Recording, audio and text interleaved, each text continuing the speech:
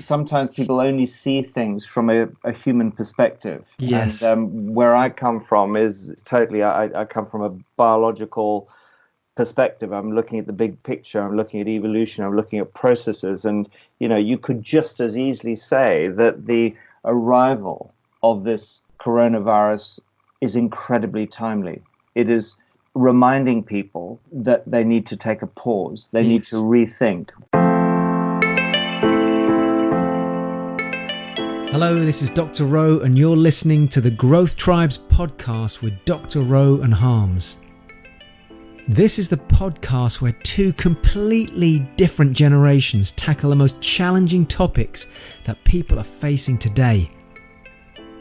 Above all else, the main reason that we chose to develop and record these podcasts is because we both have a passion for helping people go through life transformation, for improving their lives, for taking their lives to a completely different level.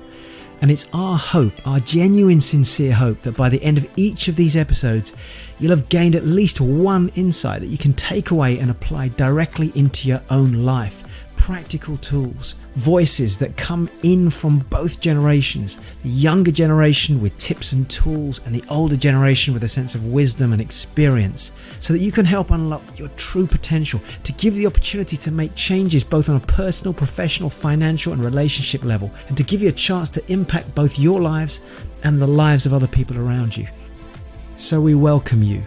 Welcome to the Growth Tribes podcast. Hello and welcome to another episode of the Growth Tribes podcast. We've got an extra special episode today because we are super excited about hitting a milestone, and that is we've now received over 4,000 downloads as we get to episode 20. And just by luck or serendipity, we have the first episode as episode 20 where we'll be joined by guests. And we have two amazing people with us today, and actually quite timely guest and quite a timely conversation based on what's going on. So Ro, hi, and I'll allow you to welcome these guests because you actually know them personally as well. Thanks, Harms. Hi, everybody. Thanks for listening. We are unbelievably pumped. We've made a decision that we wanted to start bringing some guests onto the podcast, and we had to think very carefully across all the people that I know and Harminder knows. And I think the decision was that we know that we're driven more than anything else by the need to make sure that we live a healthy and vibrant and spiritually balanced life. That's very much about the focus of what we do here on Growth Tribes. So there's really only two people I could bring to the table that we felt would fill that space and that could actually give you some incredible value. And that's our two guests today. And that is Dr. Rob Verkerk and Melanie Aldridge, two people that I've known for some time now. Hi, both, for joining me. Thanks a lot for coming onto the Growth Tribes. Can you hear me okay? Hi, yes, Ro. I hear you perfectly. Hi, Ro. Thank you. I'm privileged to be invited here, by the way. So this is, unusual circumstances. We're all recording in different locations. We can't see each other because bandwidths are a little bit upside down at the moment on the internet. You're both and self-isolation. Yes. We are socially isolated and digitally connected. Absolutely. And connected in lots of other ways as well. And I mean, I'll introduce both of them just in a moment. Rob and Mel are here really to represent a much bigger message than I think very few people can get across in this current global climate. And they both here representing the Alliance of Natural Health. And I'm going to just international. I'm going to use ANH, Alliance of Natural Health. Can I just use ANH? Is that okay as we talk through this? Absolutely. Totally, yeah. And I think many times before. Yeah, I mean, what we'll do is I think it's important for listening to understand actually what ANH is about. So I think Harminder's going to tackle that. But before we do that, I'd like to talk into the space and get a little bit more understanding about Rob and Mel so that those of you listening get a really strong sense of who they are as people. We are in genuinely an unprecedented time in history. I sat with my daughter today, who's 11, and had that very same conversation again with her today and explained to her that in years to come, we're going to look back at this moment in time as a defining time. And I think it's how people respond to the circumstances that are going on around us that will define who they become through that. And I was trying to explain that to a little 11-year-old brain and saying to her that it's not what happens to you that makes a difference in who you become. It's actually how you react to it that defines who you become in the future. And I think a lot of that is about the message of health, vitality, how we can support our immune system. And tonight's very much about that. And both Rob and Mel are absolutely, out there leading this field in so many different ways. So thank you both for coming on. I'm going to give a little bit of an introduction to the two of you, if that's okay, first. And then I'm going to step back. I'm used to being quite a strong voice on this, so it's nice for me to step back and we're going to, if it's okay with you, because I've known you for so long as well, we're just going to do this as a bit of a fireside chat. So those of you listening, you're going to hear us talking, maybe interrupting. There's passion, there's enthusiasm, jumping in to add lots of different things. Having been around these two before, Harminder knows I can talk, but trust me, when I'm in the presence of Rob and Mel, I shut up because they ooze with passion, they ooze with knowledge. And we're talking about a combined experience here of almost 60 years in their field. I mean, that's very, very, very unusual to have two people with that much knowledge, with that much passion and the ability to articulate it. I've been around a lot of very educated people who can't articulate it, but the two of you just have that passion. So give me a moment to introduce you both. Dr. Rob Verkerk, when I first met him, one of the first things that caught me was this, he's got that kind of steely glint in his eye. Mel probably laughing when I say that, but he's got this youthful passion, albeit, I believe, we're knocking on the door of 60 this year, Rob, is that correct? It is indeed correct. But you have the soul of a 30-year-old, maybe even younger. I feel like a 12-year-old most of the time. And I'm looking at Rob's picture on Skype here, and that is not a 60-year-old. That is certainly somebody in their mid-30s. Well, put it this way, right? The last time I saw them, they were cycling off into the sunset, to quote some, with a para-Olympian cyclist, Jacco Van Gas, who's just now heading off. Well, he's actually been nominated to go off to Japan, which is amazing. Hopefully that's all going to go ahead. But they were literally just shooting off to do some incredible cycling together, the three of them. So, both of them keep their energy incredibly high with what they're going to talk about tonight as well. But Rob's background, I'm going to just read some notes for you all so that you understand a little bit about this for both of them. And an internationally acclaimed multidisciplinary sustainability scientist. Have I got that right? You got it right. You hit it on the nail, straight out of my biog. And that's a subject I think it'd be good to get you to expand on that. I know when I first talked to you, that fascinated me, just how far back you've gone on this journey, whereas a lot of people on it now, you've been doing it for nearly 4 decades. 35-year background in environmental, agricultural, food, nutrition, health sciences, which for a lot of people might think, okay, well, this is just an academic. Actually, no. Rob's worked both in the academic field, the commercial field, the non-for-profit sector. And I think because of that, his credibility has risen. Often when somebody's an academic, a lot of people go, yeah, but you're just an academic. He's crossed that boundary, which I think, certainly when I met him, stood out massively. He's also a fellow of the American College of Nutrition and the founder of the Alliance for Natural Health.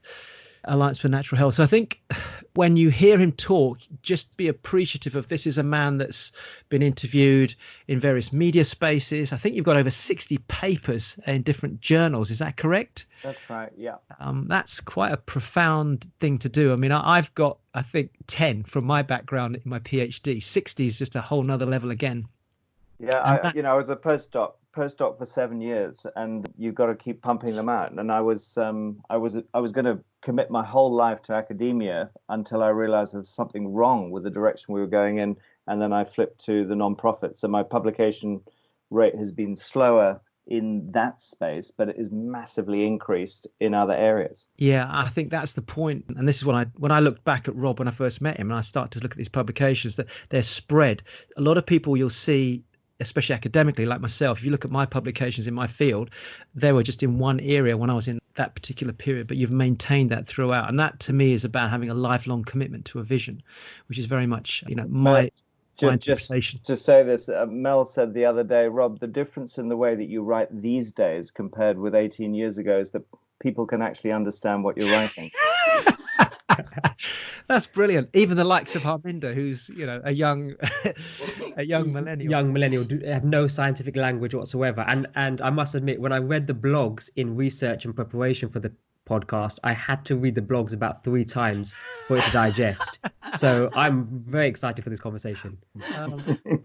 So let's flip to Mel. And what's lovely is this male-female dynamic. So Mel Aldridge, and when I met Mel, I wasn't quite sure because how this is going to work when I first met her, this fit.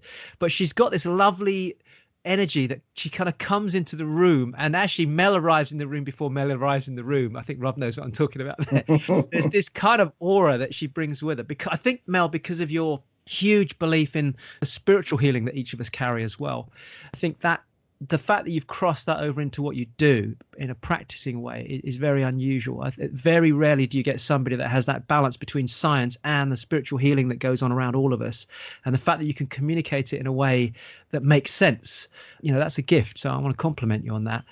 But your background, you've literally immersed yourself in the field of integrative medicine for close to 30 years, and this is going to be a mouthful for me, so I'm going to say it, but you're a practicing clinical psychoneuroimmunologist. Is that correct? Psychoneuroimmunologist. That's it, psychoneuroimmunologist. Do you want to just explain what that is, just briefly? For anyone that hasn't seen the word, just go look it up, but it's a heck of a word. Just explain, in a nutshell, for somebody listening, what does that mean? Okay, so people are very used to hearing a lot about functional medicine, about integrative medicine, but psychoneuroimmunology was, it started out as being a much more drier, investigative kind of academic research science when researchers started to look at the connections between our immune system, our whole neurology, and the way our mind actually functions within all of this. And then it's grown and grown in interest because there's an awful lot of evolutionary biology in this for, how we developed when we came out of the primordial soup, and how this complex hierarchy of systems, cells and organs now makes up who we are as human beings. I'm trying to remember how many years ago it was now, but fairly recently, within the last 10 years, a Dutch group have actually taken this and turned it into practical application for clinicians. So there's actually very few of us around. There's quite a few academic psychoneuroimmunologists, but there are not very many clinical psychoneuroimmunologists who are actually taking this pathway medicine and using diet and lifestyle modification to bring change and to rebalance somebody's body again. So we say that it's, a lot of soft skills encased in very hard science, using pathway medicine to actually allow the body to bring itself back into balance and into homeostasis again and bring healing back. And we use evolutionary biology and how that informs us to be able to do that. And quite literally, you realize how miraculous the body is. Well, even the term evolutionary biology could be a subject for a 1-hour conversation, couldn't it? I remember that the last time I saw you, we talked about this. I've written it down because it might be that we come back and revisit that. But you're also a functional medicine practitioner, a certified metabolic balance coach. Explain that, because that's another, you don't hear that term very often, actually. What's a metabolic balance coach? So that is actually a practice that originated out of Germany, and it was a doctor there who unfortunately has passed away now, who actually pioneered a way of being able to rebalance the metabolism. And obviously you will be aware, and many of your listeners will be aware, that what is the basis of so much chronic disease these days is actually metabolic dysfunction. So we see that in type 2 diabetes, osteoporosis, cardiovascular disease, obesity, and cancer, and all the sort of swathe of chronic diseases. They have a core of metabolic dysfunction. And so what this Dr. Von Fack actually uncovered was a way of being able to use food and the timing of food. He was so before his time. It was before intermittent fasting. It was before anybody knew about keto. It was before any of these things. And he developed a way of being able to use somebody's own personal blood test to inform the type of nutrients that they needed. And actually, it's a pretty keto, although it's low fat in the beginning, but you reduce it to low carb and you do a lot of intermittent fasting. I am passionate about it because it healed me and my own autoimmune condition that I'd been struggling with for most of my life. So it's been an amazing, my own journey has been an amazing journey, sort of being led by my body into different places in order to bring healing. And the metabolic balance led into the psychoneuroimmunology, because even the people teaching the metabolic balance couldn't actually explain why it worked. And yet, when I started my postgrad in we call it CPNI for short, which is a lot easier, So when I started that and I started learning, it was like, oh, all the lights turned on, and I suddenly understood why metabolic balance actually worked. And, everything comes full circle. I think at some point it'd be quite good for us to maybe dig a little bit back into your story. You talked about what happened with you there. So I've made a note, maybe if you can share that a little bit later, if that's okay. Yeah, sure. Also, I mean, you lectured, I believe it was in St. Mary's College for, was it 11 years? So, I mean, you've got an experience of sharing a sports rehabilitation, sharing the message. I guess for you, that was a place, was that a journey in your life where you were just wanting to get a message out there prior to then going on and working with Rob with A&H? I know it was actually quite remarkable because, as anyone who meets me knows, I'm not your standard academic. And how I landed up there, I still look and I think the universe is quite remarkable because if you take the first step and you allow the next one to be revealed in front of you, your journey through life is just phenomenal. And that's kind of how I landed up at the university. I was a practitioner, and so I went in not as an academic, but as a practitioner. Mm-hmm. And the very enlightened program director for the sport rehabilitation course decided that she really didn't want her graduates coming out without learning something about something holistic.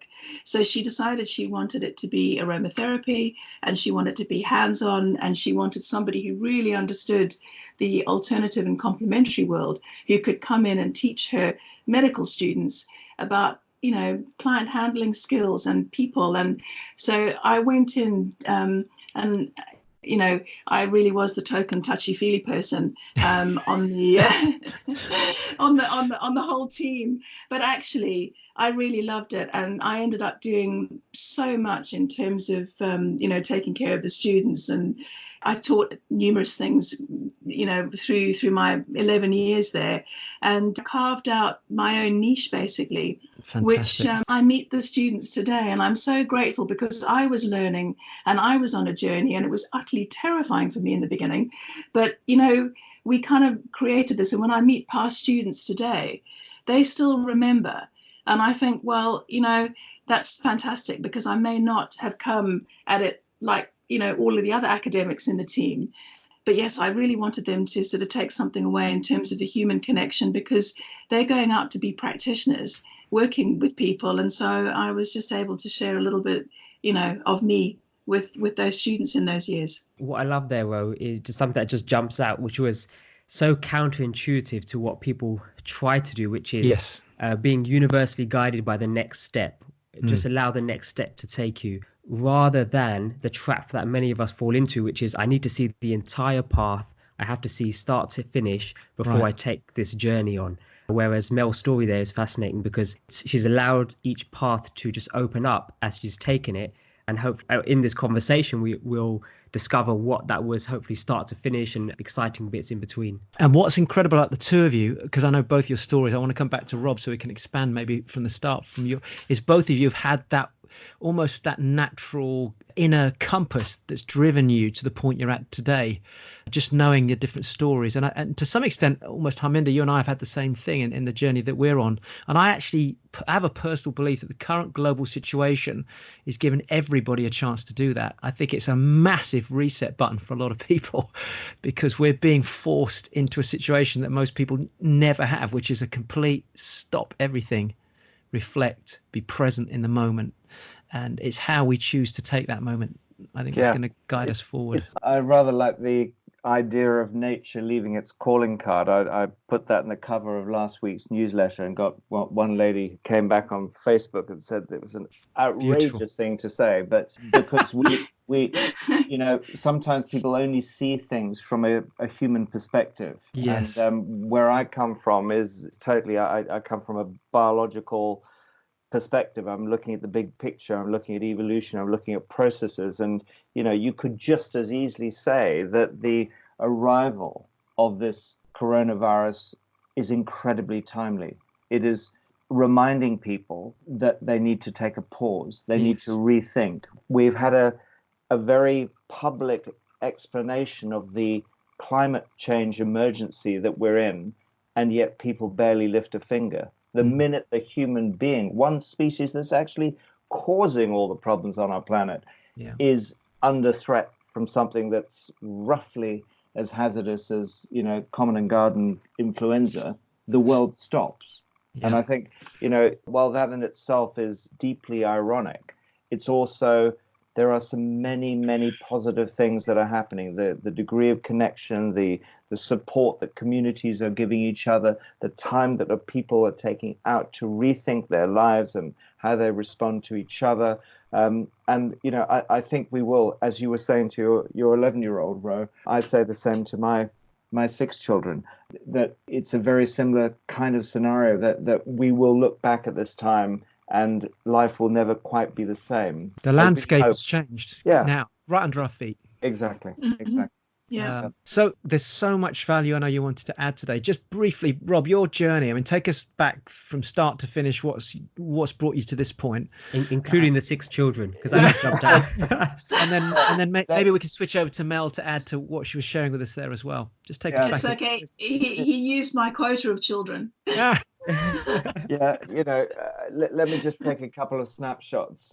Growing up in East Africa, in the middle of a guerrilla war, or actually moving, my parents were in the Mau Mau war in Kenya, but then we moved across to West Africa where there was a guerrilla war between local tribes, seeing bullets flying over your head and not understanding as a white person there the conflicts that were going on, but being incredibly strongly connected with the natural environment there, with the animals. We grew up with about 30 different animals in our house. I then came to the UK for my education, left for Australia, and very quickly connected with Aboriginal communities, with Indigenous communities.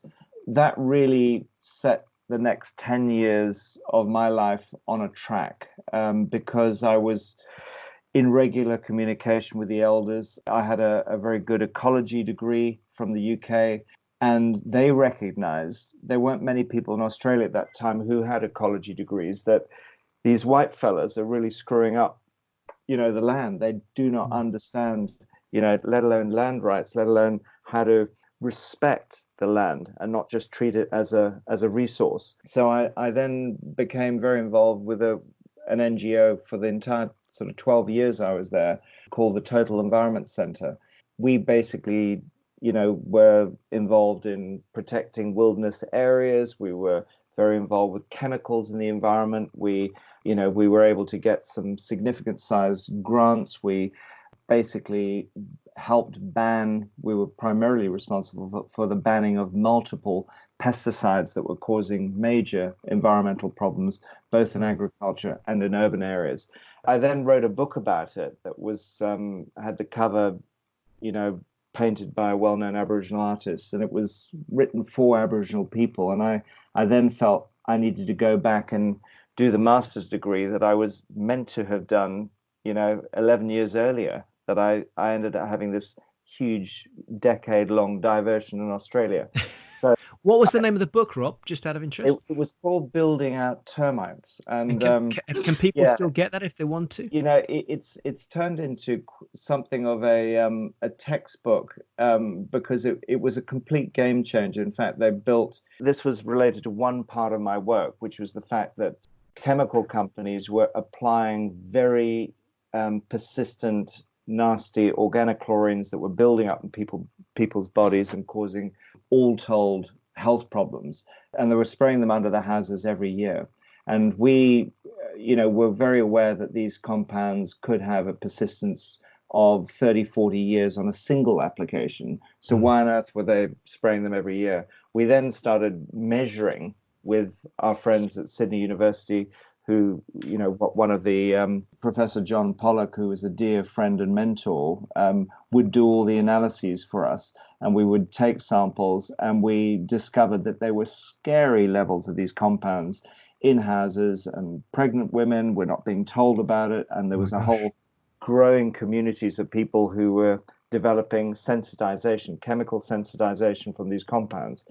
And essentially, we use science and campaigning together, and basically we're able to get rid of those chemicals. Amazing. In the process, once you do that, you have to find ways of coming up with a solution. Right.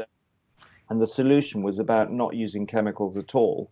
And essentially adapting your constructions, your buildings to the presence of the termites, hence the name Building Out Termites. It's called a manual socially environmentally responsible control. Yeah, so once I'd done that, and then many of the concepts that we had developed over a decade were then put into an Australian standard, so the building industry was changed. I wanted to go back to academia. I did my master's degree. I got a distinction for that back at Imperial College, and then went back to Australia armed with this very good master's degree, only to get a request by Imperial saying, "Rob, we'd love you to come back and do a PhD." I said, "Guys, I've got 3 kids. I can't do a PhD. I need to get paid. I've got a family to run. I can't do it on a studentship." They said, no, we'll give you a postdoc contract. We really want you. So I then did my PhD in record time. I actually completed my PhD in just over 2 years. Oh my gosh, that's quick.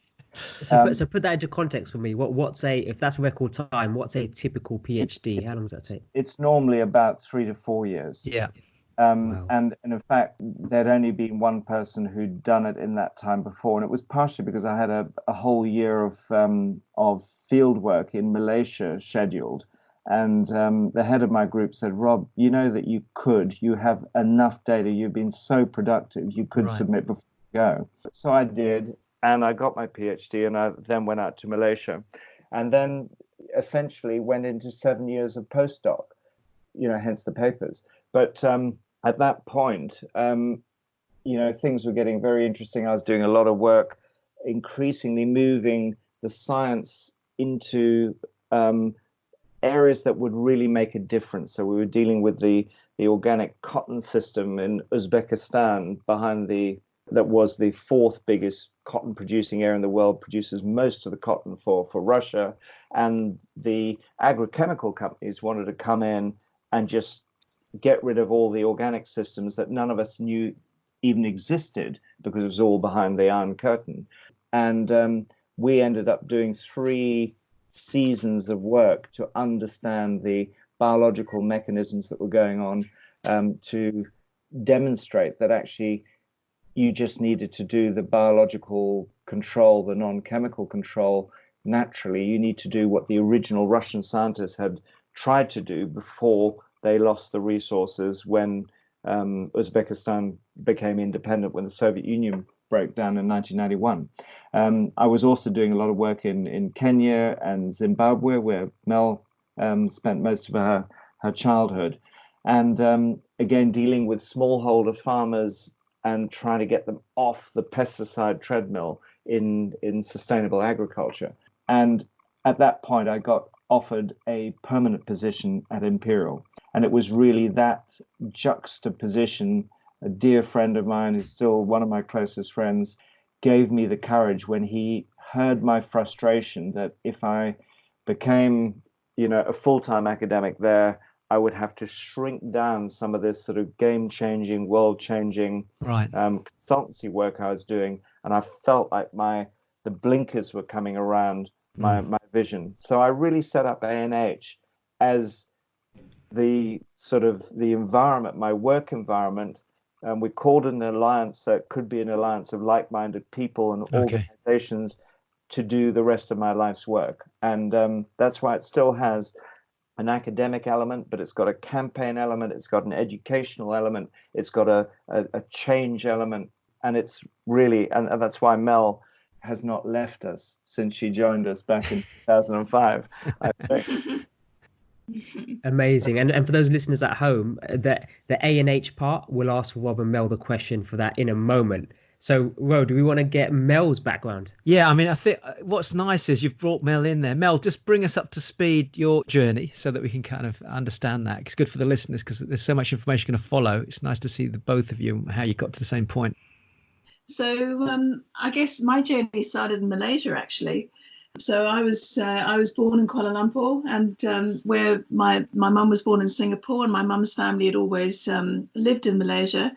And although my dad was British but had been sort of brought up in South Africa.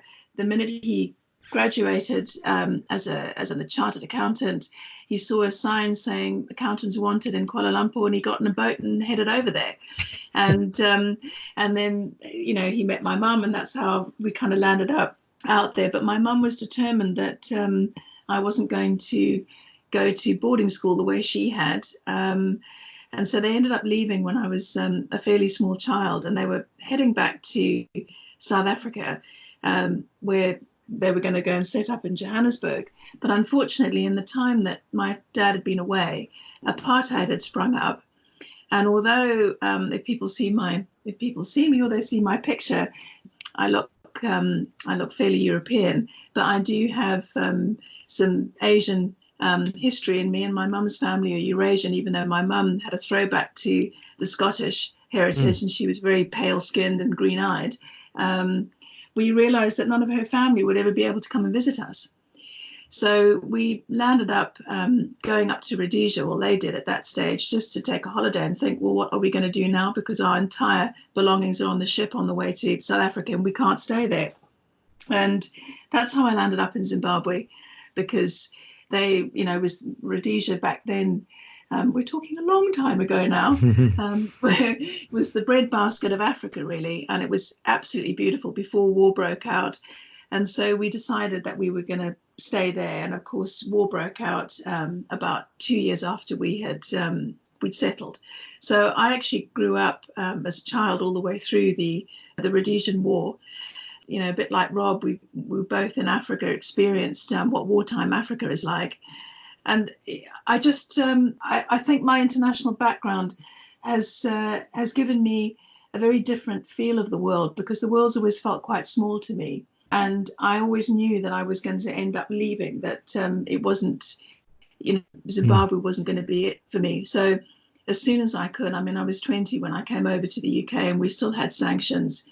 And I arrived in the UK knowing no one. I had £300 to my name. And also, and this is where I'll mention that if people are wondering that my voice is sounding a bit croaky, I had vocal surgery in early February, and I'm recovering from that at the moment.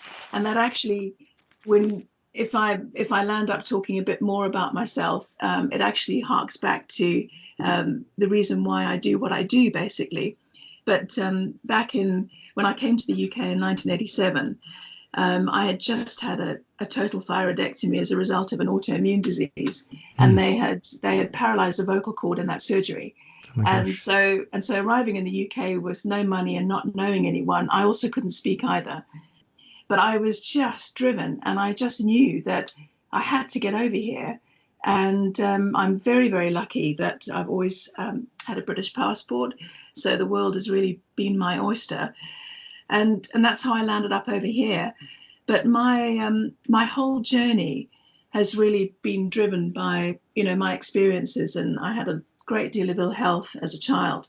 And so I think, you know, I came to do something very important. And I realized at that very young age, at 20, at that crossroads, that we can make life whatever we choose it to be.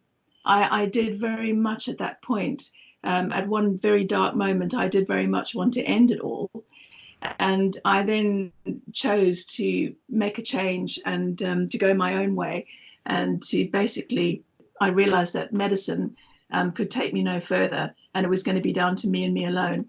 And so that's Mel, can I just jump in? Yes, sure. I want to jump in because, I mean, we do have a real mixed group of listeners. We have those that are the younger group that tends to maybe want to have a listen to Harminder, and then those that are older that listen to me. For the younger ones, just briefly, what kept you on that point? Because there will be people here that are sitting on the edge of that, contemplating that, maybe self-harm or not, you know, maybe disillusioned. What gave you that vision? Well, actually, Ro, you're absolutely right, because in the last couple of days after we've done a live recently based on what's happening at the moment, I've had a couple of people message me saying I am in a dark place. And these are people who are 25, 26, 27 years old.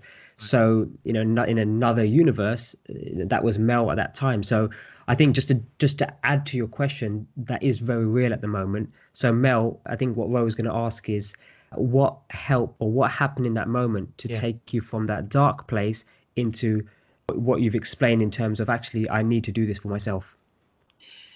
So what I didn't understand back then, that I can see so clearly now about what happened to me in that moment, is that wherever we land up in that really dark place, it is absolutely incredible, because actually the light is all around you.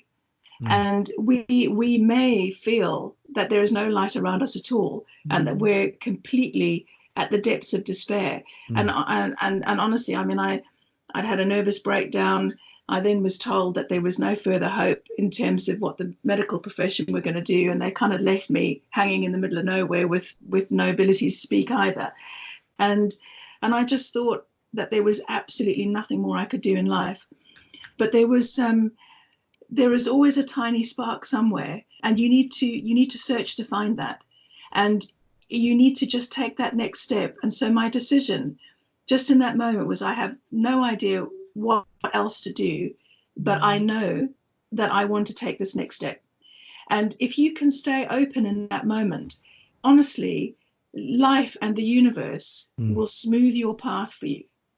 But what happens when we contract and we go into that very dark place is that we lower our vibrations. So our entire vibrational resonance falls out of sync with the resonance of the earth that we stand on and we live on. And we then fall out of sync with the people all around us. And that makes us feel incredibly alone, incredibly isolated, and then feeling like there is actually no reason to carry on living. And what we really need to do in that moment is find one tiny thing in your life that you can appreciate.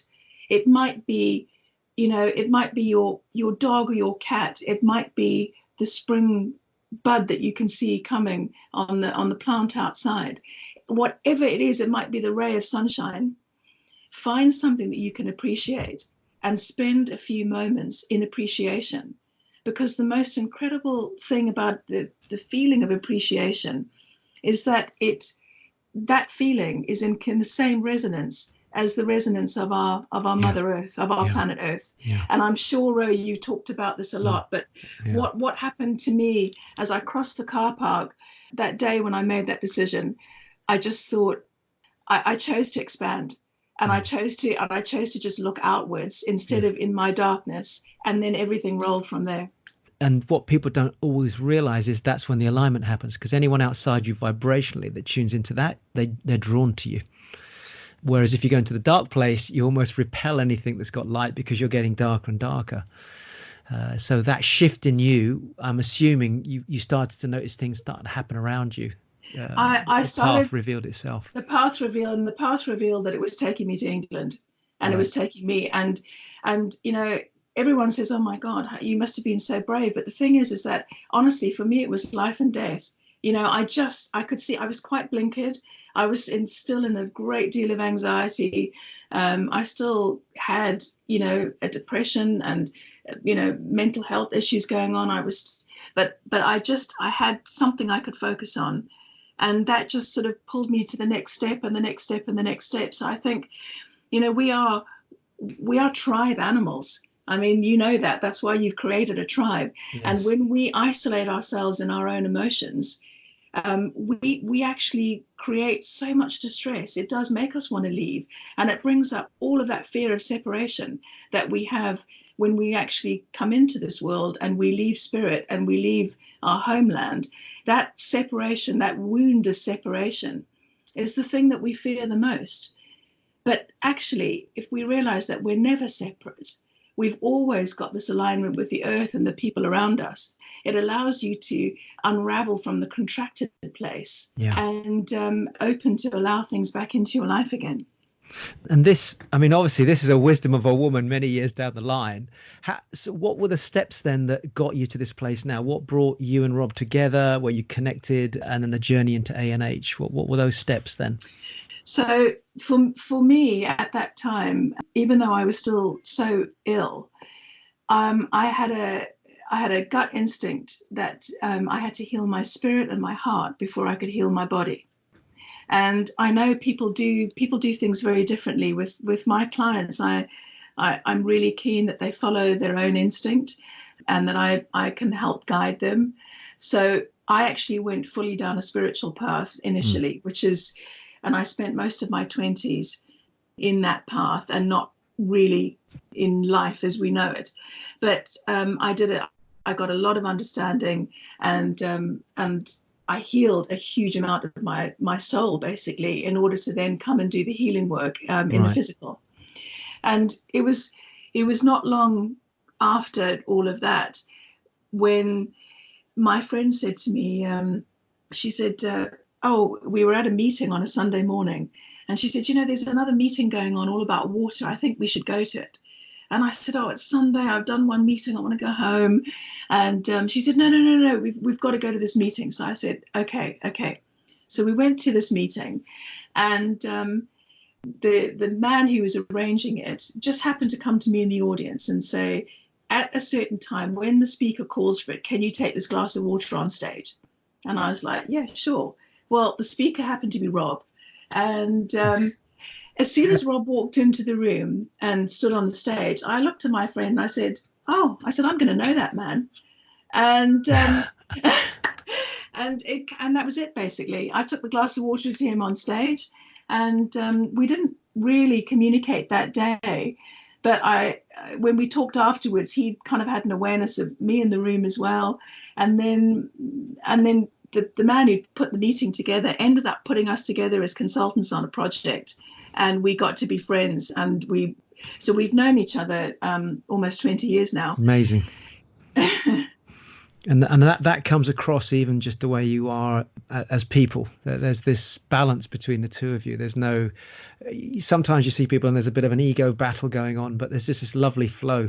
I see, certainly when I'm around you. And I think the listeners. I try to ask her to work with me while I was taking a major case through the European Court of Justice. Okay. Taking the government to court, and because we do a lot of legal stuff as well to try and sort out justice issues around natural health. And Mel was a great follower. I think you'll find from Mel that even from those days, she is still paying a monthly donation to A&H.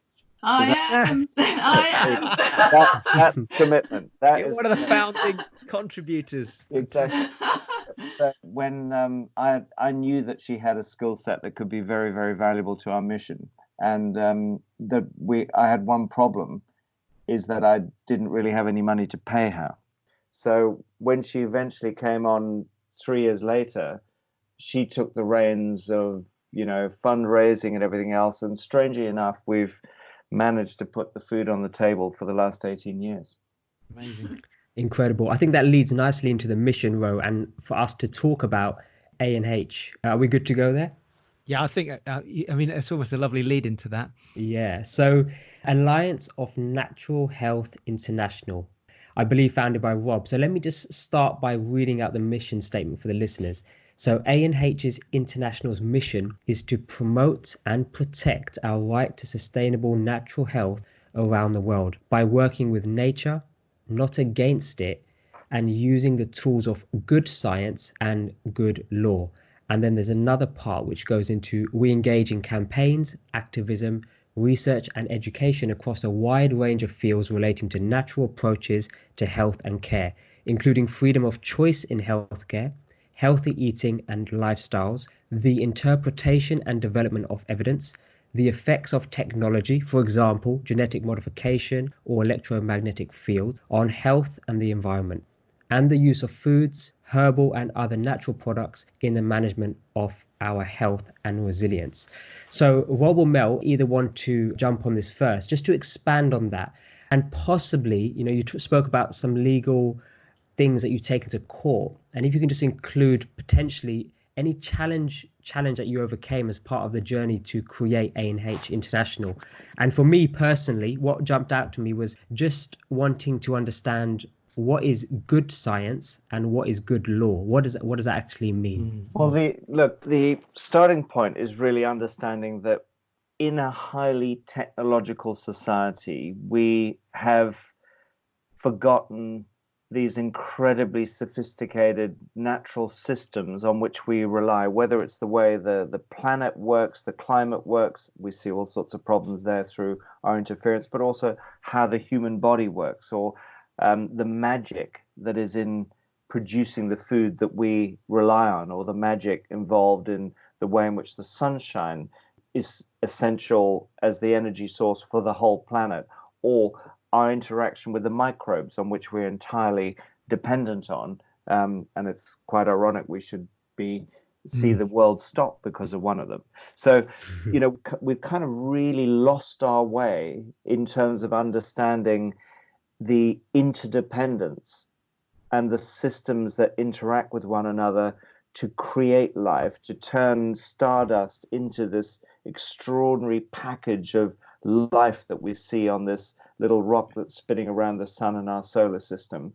And essentially, we use this idea that science is about progress, which is about technology. And there's the first problem in terms of that rationale. Why should science, which is just a way of looking at things, only be involved in technology? And of course, one of the problems is we confuse science with the business model that we rely on our planet. And that business model is about creating new products, new technologies that consumers buy, that puts the oil in the machine that runs society, the very thing that's currently being shut down for a while. Yeah. And so we got a bunch of people coming back to COVID-19. We've got a bunch of people who've been taught to believe that they can't do anything until an antiviral drug or a vaccine comes along.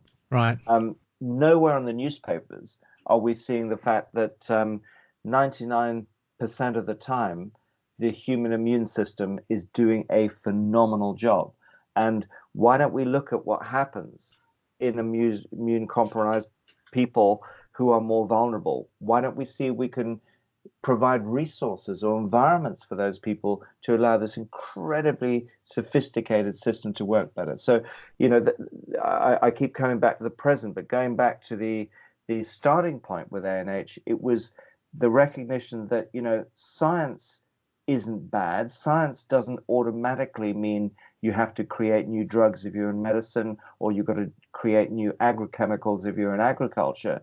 Science allows us to look at anything that we want to look at to solve problems in a rational manner.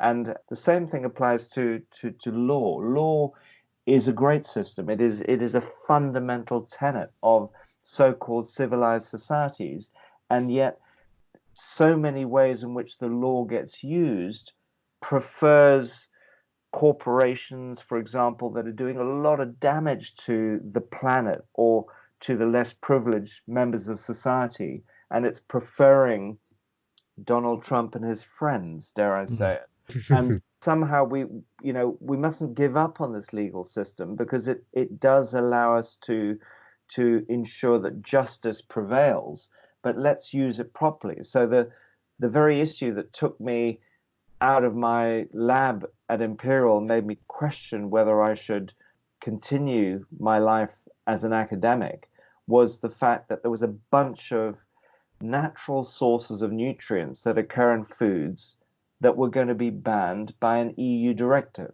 Right. And that's the issue that we ended up challenging the UK government on, because they were implementing EU law. We then got an expedited reference to the European Court of Justice and sorted out the problem with a bunch of 13 very intelligent lawyers there who said, guys, there's something wrong here. You can't just ban these natural sources. They are outside the realms of this EU food supplement directive list, and they sorted it out without having to abolish the directive. So, Rob, just to jump in, just to simplify this for a listener, then what we're talking about here is these are natural food sources that can help the body that we're talking to, or we're looking to be banned. That's what we're talking. Correct. And today we're involved in a very similar problem. We haven't gone legal yet, but we're working with one of the biggest law firms in the UK, and it's completely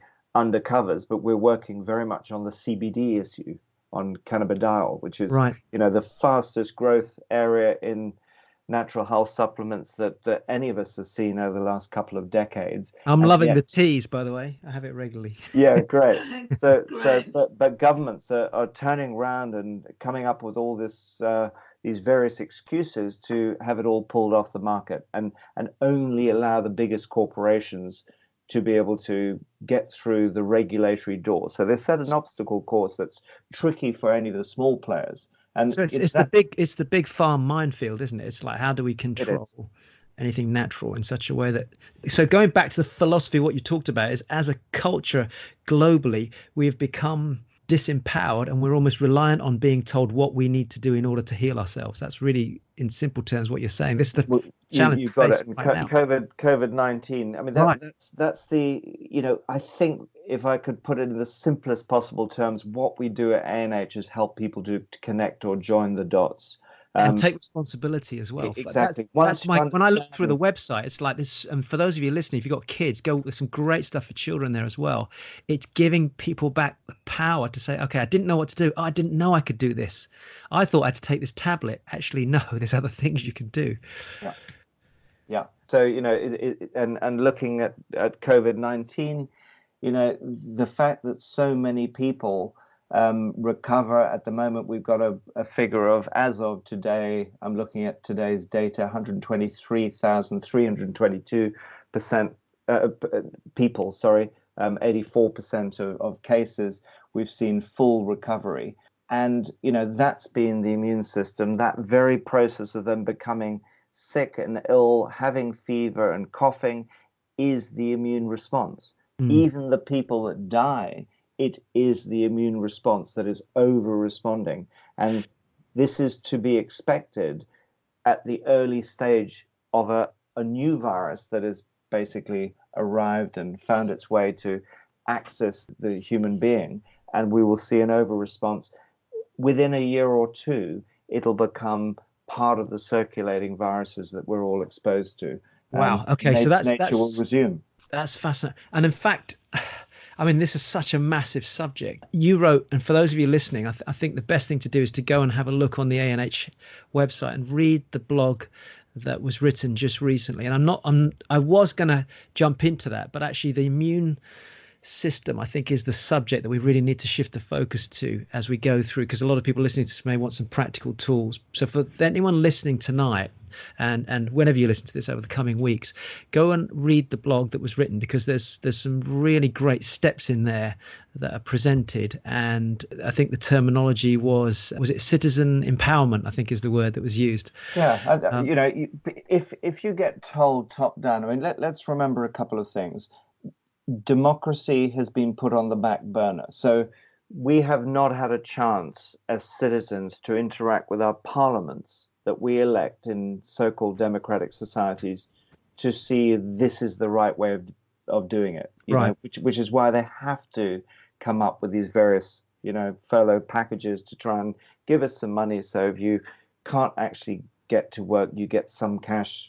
And one day, you're going to have to pay for that. Society's going to have to pay for it. So if you're a young person, you are essentially you haven't been asked if you like this particular way of going about it, but you run the risk of spending the first few years of your employment essentially digging yourself out of a hole that you never really asked to be put in the first place. Yeah. And obviously, we're not being told on a regular basis. It's very, very difficult to get detailed information about individual cases, the exact ages, the exact underlying conditions that those people have. But as Professor Neil Ferguson from my ex-university Imperial College said this morning on Radio 4, when he was asked that same question, he doesn't even have the data. And he said, well, from what we can gather,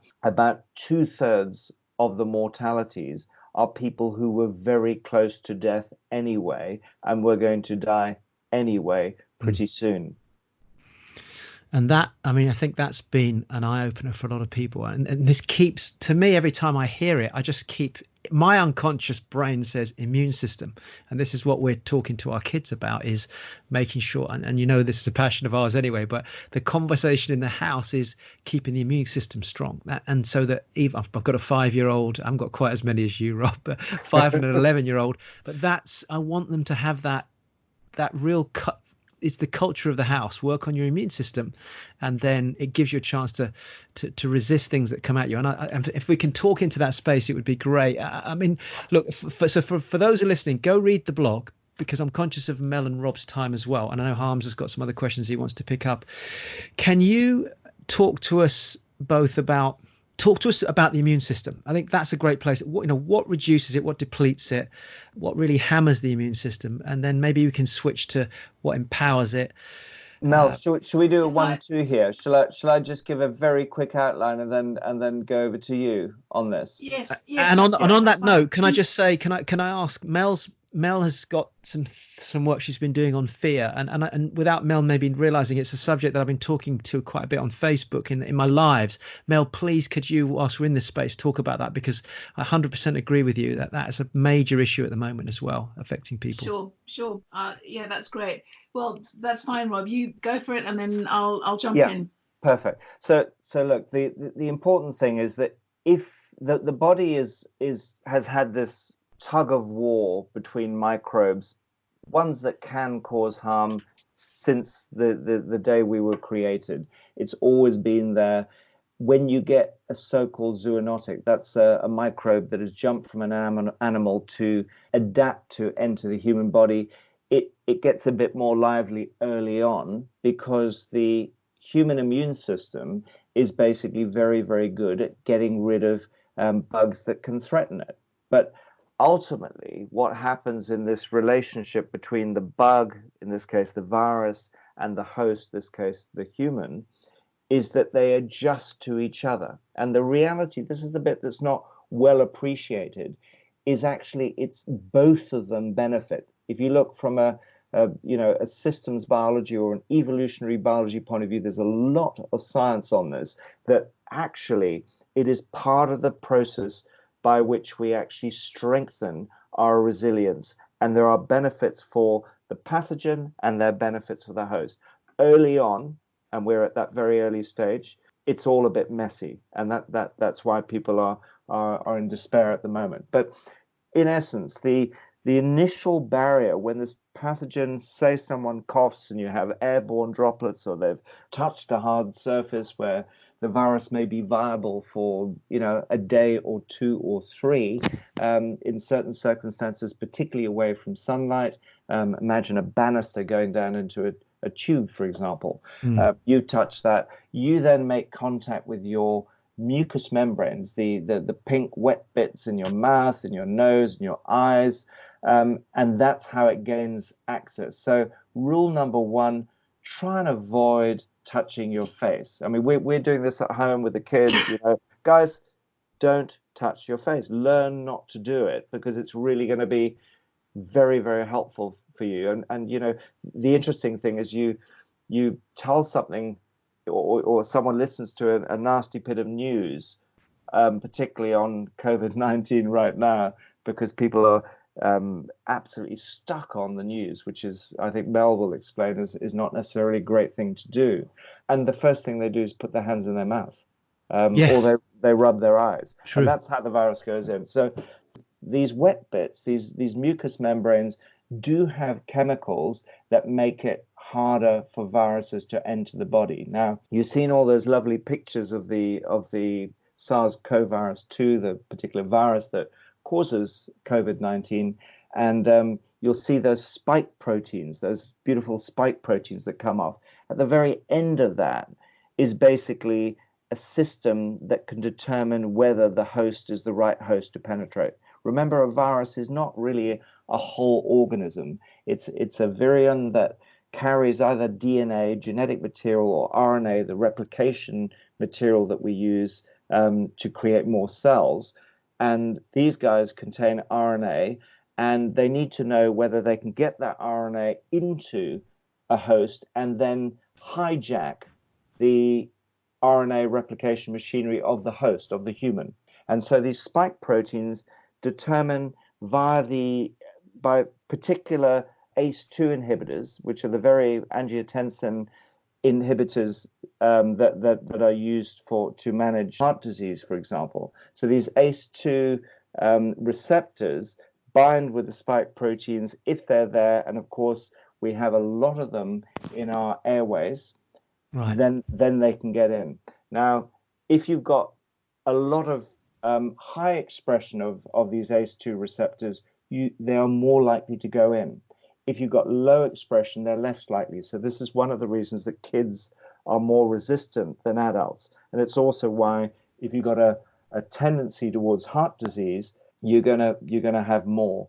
If you're on ACE inhibitors, the drugs, one of the important categories of drugs that are given to people with heart disease, you're going to have more still. So again, very important information when you look at the older people who are getting very severe symptoms from COVID-19 and are dying. What we're starting to see creeping out there is a lot of them have heart disease, metabolic syndrome, and a lot of them are on ACE inhibitors that are accelerating the amount of ACE2 that is being expressed. Now, once they're in the body, they hijack the RNA replication machinery, and you get new viruses being produced, and that's when the viral load starts going up. Now, once that starts happening, not only do the non-specialized white blood cells have a really good go at trying to stop them getting any further, and that may be something that also protects children because they have a very, very strong innate immune response. That's the immune response we're born with that right. Keeps out bugs. What they haven't got, what kids don't have, is a highly developed cell-mediated or cellular or adaptive immune response, which is the one that we learn as we get older. Okay. And the adults have learned how to adapt to this. This is exactly the system that we use, to develop immunity, whether it's from natural infections or from vaccines. You get exposed to the antigen, you get left with T cells and B cells that go after it. The B cells in the adaptive immune system basically release antibodies that tag the viruses. The T cells go after that and nail them, either successfully or not successfully. And memory T cells get retained. Now, we don't know how long these are retained after infection, but they explain the fact that we know there will be immunity probably for at least several months after infection. So Can I just clarify? That's the kind of system. So is this like a bell curve? Is there two ends of the bell where if you're really old, because my brain's trying to understand if we've got an adaptive immune system, is there an argument to say that the older you get, then you've developed more immunity, whereas you've got the innate, what did you call it, the innate immune system at the younger generation, then you've got the sort of 30, 40, 50-year-olds. Is there a range where that immune system then depletes again? So what happens with the adaptive immune system? It's programmed to very, very specific antigens. These are the marker compounds that are associated with the particular pathogen. So it might be a tiny part of, molecules that are associated with the pathogen, not the whole thing. And so what it does is remember to nail, using very sophisticated, effector T cells, in the case of this particular new coronavirus. And let's remember that coronaviruses aren't always that nasty. 20% of all common colds are actually caused by a type of coronavirus. Right. But these effector cells will go after either the virus particles themselves or the cells within them, and then try and nail them. So essentially, once you have antibodies for that particular virus, the system will work and you won't even know about it. So we call people like that immune because they don't have a massive flare-up. If you haven't been exposed to it, the communication chemicals that we call cytokines, that essentially the innate part of our immune system starts to release to help the adaptive immune system to learn what it needs to do, and that there's a delay there. There's a delay of a few days, starts to come on song. But those cytokines can create what is called a cytokine storm. They can essentially over-respond because they go, hell, we need to get on top of this thing. Let's go crazy. And that whole process is a delicate balancing act between either trying to nail the infection and then not creating too much collateral damage to tissues. And of course, it's the cytokine storm and all the free radicals that are associated with it, that when it occurs deep in your lungs, in the little alveoli sacs where most of the oxygen and carbon dioxide exchange occurs, that's when you can do damage. That's when the fibrosis comes in. That's when your lungs fill up with fluid and you can't breathe and you get organ failure and you pass away. So, and that's really what the respirators are all about. That's why the governments are so crying out to have more, ventilators, respirators aren't particularly useful. Ventilators are very useful. So I was going to say there, so that's fascinating. And I've got a whole bunch of notes in the background. So off the back of that, something you mentioned was we have a potential to have an immune system, and please correct me if I'm phrasing this wrong, but for about 7 months, we are then immune. Or do we expect us to be immune thereafter if we've caught it? Hans, we don't. So far, we've got 3 months worth of experience on this thing. So we don't know. We don't have antibody tests being dished out left, right, and center yet. In the next month, they will be commercially available. They'll be given to frontline health workers. They will also be available, say in the UK. Boots and Amazon are going to be selling them for a small fee. You can do a pinprick test and determine if you have antibodies for it. If you do, you're going to be immune. If you test yourself 6 months down the line or a year down the line, you can do the same test and you will determine if you're still have immunity. And we just don't know because it is a novel coronavirus. Understood. Wow. Okay, so I'm thinking out loud here. Can we take the jigsaw pieces, which lots of scientific ones, can we give them some big jigsaw pieces for the people that are listening to this, something simple to say, right, these are the things. Absolutely. Well, let me just first say that, we have lived, human beings have been walking the earth for about 200,000 years in our physical and genetic form that we're in now. And the thing that's enabled us to get this far is our immune system. So it's actually a pretty amazing piece of kit. And let's not forget that it plays such a central role in our protection, and it does it all below the level of our consciousness. So suddenly it's been taken out and everyone's forcing themselves to have to look at the immune system, and suddenly it's becoming this whole scary thing that everyone's thinking is going to fail on them. But what I'd really like to say is that there is a lot you can do to help your immune system to function the way that it's built. So Rob's already explained that you've got your innate immune system, which is your first line defense. Yeah. And then you've got your adaptive immune system. And in order to have that kind of flexibility that enables us to rise to a challenge, we really need to work on our psychological, metabolic, hormonal, and immunological flexibility. All of those things in concert together give us the kind of resilience to enable us to meet challenge.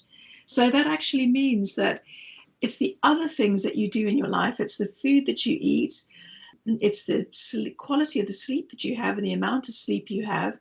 It's the nutrients that you kind of take in if you're going to give yourself some concentrated sources of nutrients in the form of food supplements. If you're going to be juicing, if you're going to be taking in extra herbs, it's the activity that you take. And so much, it's also to do with the thoughts that you're going to think. For your more mature listeners, they may remember a very well-known book that was out in the early 80s called You Can't Afford the Luxury of a Negative Thought. Yes. And I mean, really, that comes back to me time and time again. And, in order to really understand why you can't afford to go down that route is because anything that activates the sort of sympathetic adrenal medulla system in your body is going to affect your immune system, because it's going to affect your entire hormonal axis. So the minute you put yourself into an anxious or a fearful place, your body is already putting you into fight and flight. And that is already putting your immune system on high red alert, because when we had to run from a saber-toothed tiger, we had to be ready to do that in that moment. But of course, all of our stresses and our fears and our challenges in those days, they tended to be resolved fairly swiftly. Either you survived or you didn't. These days, our stresses are largely emotional rather than, physical in the same way that they used to be. And constant. They don't turn off. So one of the reasons we've got this huge problem, the burden with chronic disease, is because the whole inflammatory cascade that is ignited when your immune system upregulates to meet a foe doesn't turn off. And it's that chronic upregulation that causes a problem. But that's a subject for another conversation. Right now, with the level of fear that the media is pumping out across the airwaves, people who are glued to their phones, their radios, the televisions, are literally soaking up nothing but doom and gloom messages and nothing but fear.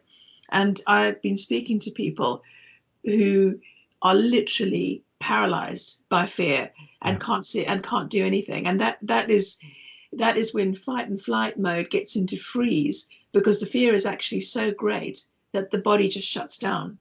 Now, when that happens, you are actually detracting from your innate immune system's ability to deal with any pathogen that comes your way. And so what you really need to be doing is trying to get yourself into a much calmer state so that you can keep your immune system sort of locked and loaded, ready for when it does maybe need to be released, so that it can do its job and come back again. Because otherwise you set off this whole suite where you trigger your brain starts, and then you trigger your adrenals into releasing hormones. Your HPA axis goes into full flight, and suddenly you've got the full chemical orchestra being released, and yet there's no pathogen. So it's kind of it's a sterile inflammation that is very bad for the body to keep going. And if on that note then, so for somebody listening to this, what can they be looking for to know they've hit that point where the stress levels have now lowered the immune system to a point where they're vulnerable? What telltale signs can they look for? Well, for it to be chronic over a period of time, to really affect your immune system, it's going to be going over a period of weeks and months. Right. But just if you find yourself daily in that space where you're finding it hard to breathe because your chest is tight, your stomach's contracted, you're not sleeping as well as you should do, your brain is going round and round in circles, all you're focused on is negative, and you're feeling that fear, you're feeling clammy. You know what it's like. You've got butterflies in your stomach. You're literally just feeling totally antsy all of the time. So Mel, why I love this and why I think this is so important is because you said weeks and months there. If the media continue to pump out the same kind of news, and our listeners or friends of listeners or whatever are inducing this fear because they're reading this news, then potentially they could end up in a situation where they are feeling the effects of that. Absolutely, because yourself, when you've been through a stressful situation, it's exhausting. You've got no energy for anything else because all of your energy is going there. And so what, I've been trying to encourage people to do, definitely you have to keep abreast of what's happening, but try and just check in once a day and, spend some time in connection. Do your mindfulness. Breathing is fantastic. So your sympathetic nervous system is the one that's full on when you're in fight and flight. Your parasympathetic is kind of your rest and digest, and that turns everything off. And you only have to do 1 minute to 3 minutes of a breathing exercise with your eyes closed to take yourself out of that sympathetic place and into parasympathetic. And this is all within our control every day. So if you find yourself flying into that stress place, do some breathing, and for the listeners, that doesn't mean no. No, that means one of my favorites for that is kind of clock. I call it clock breathing, because you just want to breathe in slowly and deeply, from 12 until 6, and then you breathe out from 6 until 12, and you just slow it right down and keep that continuous breathing going. There's many, many ways you can do this. There's tons of things on the internet that you can have a look at for mindfulness and breathing techniques. But it's just, your breath is one of your most powerful tools to be able to bring balance back to your entire hormonal and immune systems, because there is no difference between that reaction that's happening when you feel fear and stress, and that reaction that's happening when a pathogen comes into your body. It's your immune system that's rising to both. And so Mel, going back to sorry, Ro, and Mel, just going back to the media and the news outlet, is there something you can recommend to our listeners where should they focus on getting the information from? Because this is something my community has really had a challenge with, because they're being bombarded.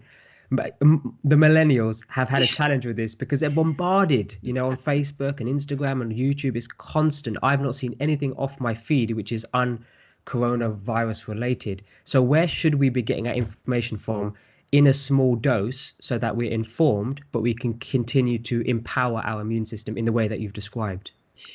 Well, great question, by the way. Great question. So that's a great question, because my answer may not be that kind of that easy, because I do believe that within each one of us, we all have a very well-honed intuitive system.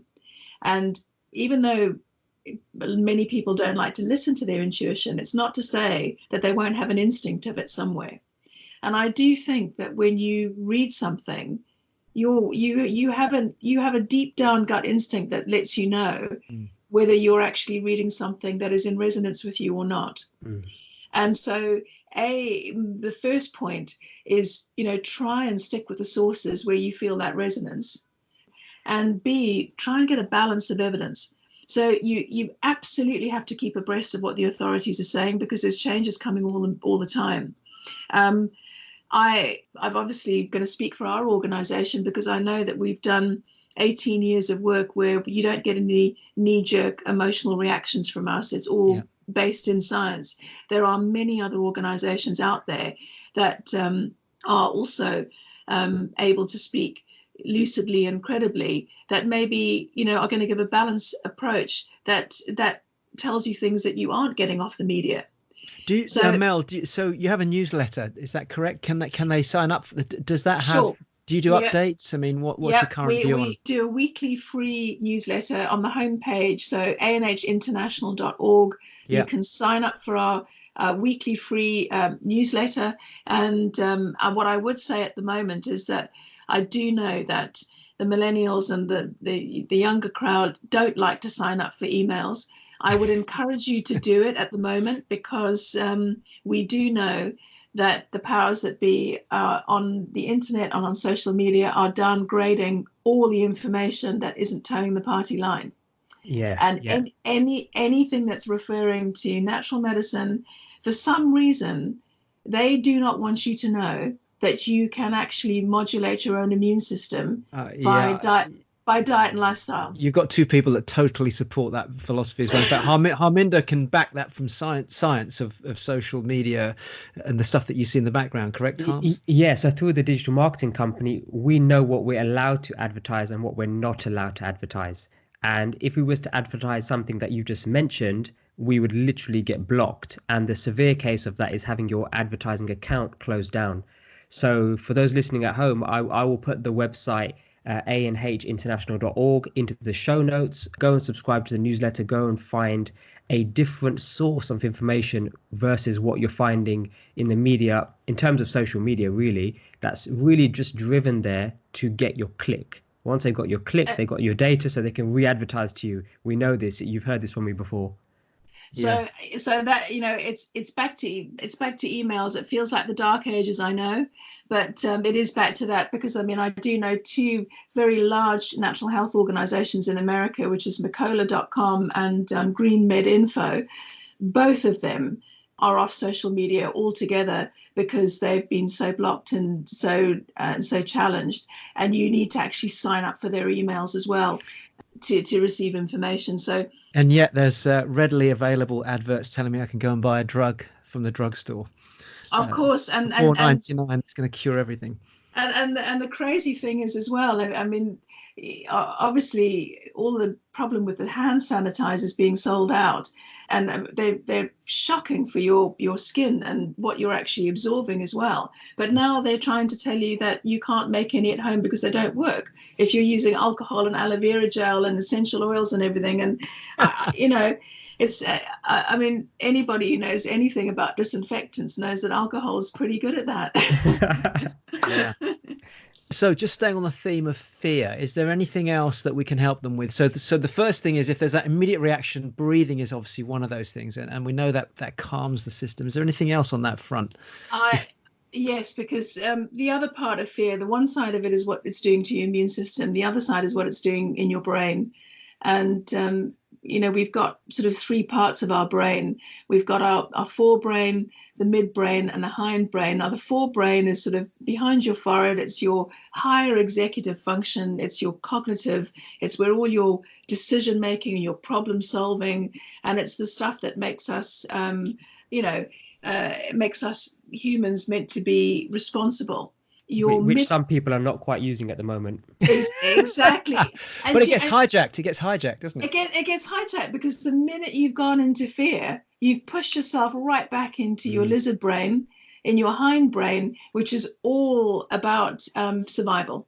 And it's the primordial element that's actually helped you survive. But you can't make good decisions when you're stuck in that place. So it totally derails your ability to be empowered. And that's not a good thing, because fearful citizens are also controlled citizens, easily controlled citizens. And we actually, in order to fulfill our destiny as free will beings in this universe, able to co-create what we're here to actually achieve, we need to be empowered citizens to be able to do that. So fear is not your friend. It's a very low vibration. And the breathing, and the other thing is, I would say that visualizations, using your intent. I've got some of my clients using this time to create vision boards and to actually be manifesting what they want for the rest of their lives, and raising their vibration through dreaming about their own creations. On that note, actually, for anyone that's listening, if you've not heard of him, there's a fantastic book, but I love the audio, by Dr. Wayne Dyer. Sadly passed away 2 or 3 years ago, but he wrote the book probably 10 years ago now, and the audio to that is incredible. But it just talks about the power of intention at every level of our life, not just here dealing with fear, but also redirecting yourself from an inner source. And he has always been one of those inspirational people that takes a higher level of thinking.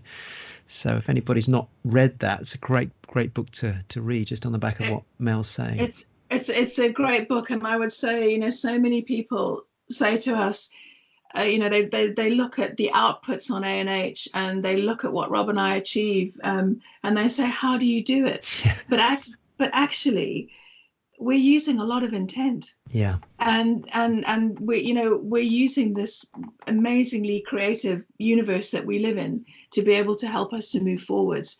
And but Mel, it's intent from a pure place, without driven by fear, isn't it? I think that's an important factor to make here. And it's also driven without ego. Yes. So it should actually come from that pure heart place. Yeah. And your desires will lead you there, but not if your desires are about amassing material gain and all that kind of thing. I don't mean that, but I just mean, we all have desires for what we want to achieve in this life. And I think that at this reconnection time that we've been given, let's look at it as a gift. Let's allow us to actually breathe into it, reconnect with ourselves, or some people for the first time connect with themselves. Connect with the earth. Exactly. connect with what you want, connect with how we can all come together as a community to actually, heal this planet and move us forward. There's a great phrase Tony Robbins said years ago, and nothing has meaning apart from the meaning that you give it. And I think we're in that moment in time where we can give this a different meaning. And as you're saying, add a different intention behind it as well. I love that. Ro, I just wanted to now shift the focus slightly, because I think that's incredible how if you allow fear to enter your life and induce it, wherever it's from, it's going to leave you either with a depleted immune system, or by acting in a certain way, it's going to empower the immune system. That's my big takeaway there. But I wanted to bring Rob back in the conversation, because we was talking just before the phone call about 3 things he wanted to make the public aware of that I wasn't even aware of, in terms of where the focus is around immunity and the immune system. Yeah, no, thank you, Harms. There are 3 simple processes that we need to look at, and it's always helpful, and I apologize, being a scientist, I tend to sort of break things down into compartments, but if we think of the avoidance aspect as one of the goals, obviously all of the social distancing that is being imposed on us is about trying to avoid exposure. But I want to remind people that because there are so many people who are not necessarily going to find it that easy, particularly not in a month or 2 time. It's all very well. We're recording this on day 4 of lockdown in the UK. Right.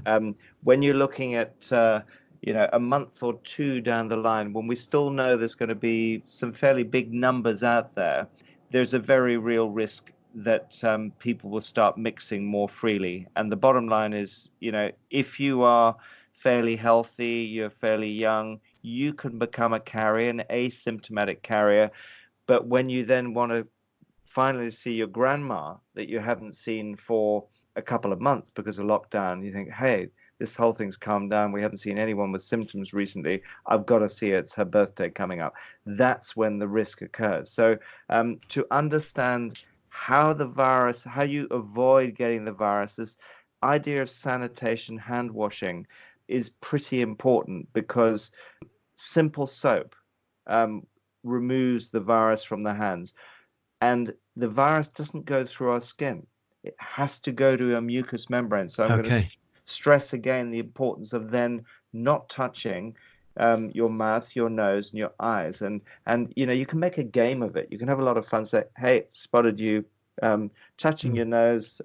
You're not getting points, or you are getting points, or whatever. Sit in the naughty corner, or whatever it's going to be. It's a great one for parents. Yeah, exactly. So really trying to help kids in particular who could become that's why the schools are closed. They could become the most important transmitters of this. And it's the people they love most, often their grandparents, that are actually most at risk. So avoidance is one that's really important to think about. Second one is, there is a big difference when you are, we don't have any drugs available. There's no known antiviral drugs that are really going to work. There's there's over 100 clinical trials in process, with everything from repurposed drugs from malaria through to HIV/AIDS. Nearly all of those have some pretty nasty consequences. Right. What we know from the Hubei experience, the province in China that had the primary issue, the majority of the Chinese were actually using Chinese traditional medicine. Hasn't been widely reported, but it has been reported in some scientific journals. The majority of them were. And in fact, they've already got data on 2 or 3 Chinese herbal compounds that were delivering some very positive results. And of course, most of the health authorities are very keen for that not to get out too widely. But the bottom line is that human nature says, in the absence of a drug, people will use natural products. Now, really important to understand that within that, we know a lot about the resources that this incredibly sophisticated and amazing system we call the immune system needs. And one of the reasons that vitamins and minerals, about 30 of them are considered essential, is because we cannot live without them. And one of the big reasons that we need them is to allow our immune system to function. So when you start to look at dietary surveys and you look at what the average person eats, you see there are some consistent patterns with things that people are just not getting enough of from their average diet. And let me just mention three. So the first one is vitamin A.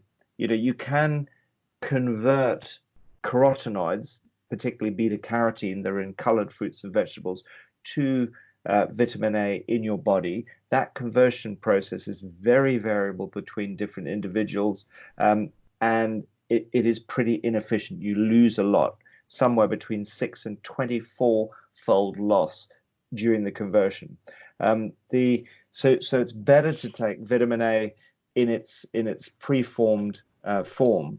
And the two ways of doing that is either by eating rich sources of vitamin A, and the richest sources are animal livers, be it beef liver, chicken liver, or even cod liver. So there's a lot of vitamin A in cod liver oil. If you're a vegetarian or vegan, that's going to be a problem, but you can then take vitamin A in a supplement. So retinol palmitate is a great form of vitamin A that the body absorbs pretty readily. So just, having about 2,500 micrograms of that a day is pretty good for the immune system. Don't have screamingly high doses, but that kind of dosage, which is around the upper level of what we might get from our food if we ate food that was rich in vitamin A, would be a good idea. Can I just jump in on the supplements? Sure. So, because we will have people, Harm's obviously included in that, myself, who are primarily vegetarians.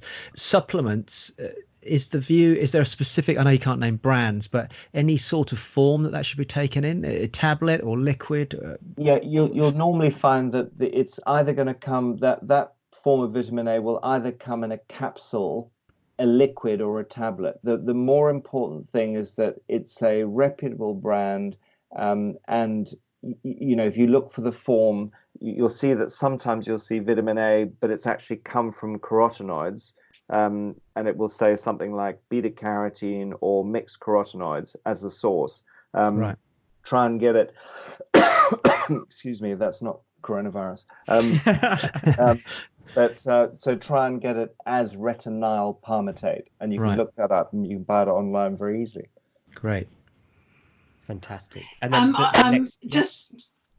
I was going to say is just to let your listeners know that on our website, on the 12th of March, we actually produced an article entitled "Build Your Immune Resilience as Nature Intended," and there's more information there on a top 10 sort of tips for immune resilience. It's by no means the only supplements and the only herbs out there for immune resilience, but there's some of the more easily available ones that are in there, so people can read a bit more on that. Vitamin D and the zinc would be the other two that I would really stress. And vitamin D, again, you want to be taking about 4,000 to 8,000 international units a day, which is considerably less than you would get if you had 80% sun exposure on a midsummer's day in the UK, where you would be producing the amount of circulating vitamin D that's equivalent to about consumption of about 20,000 international units. Oh, wow. So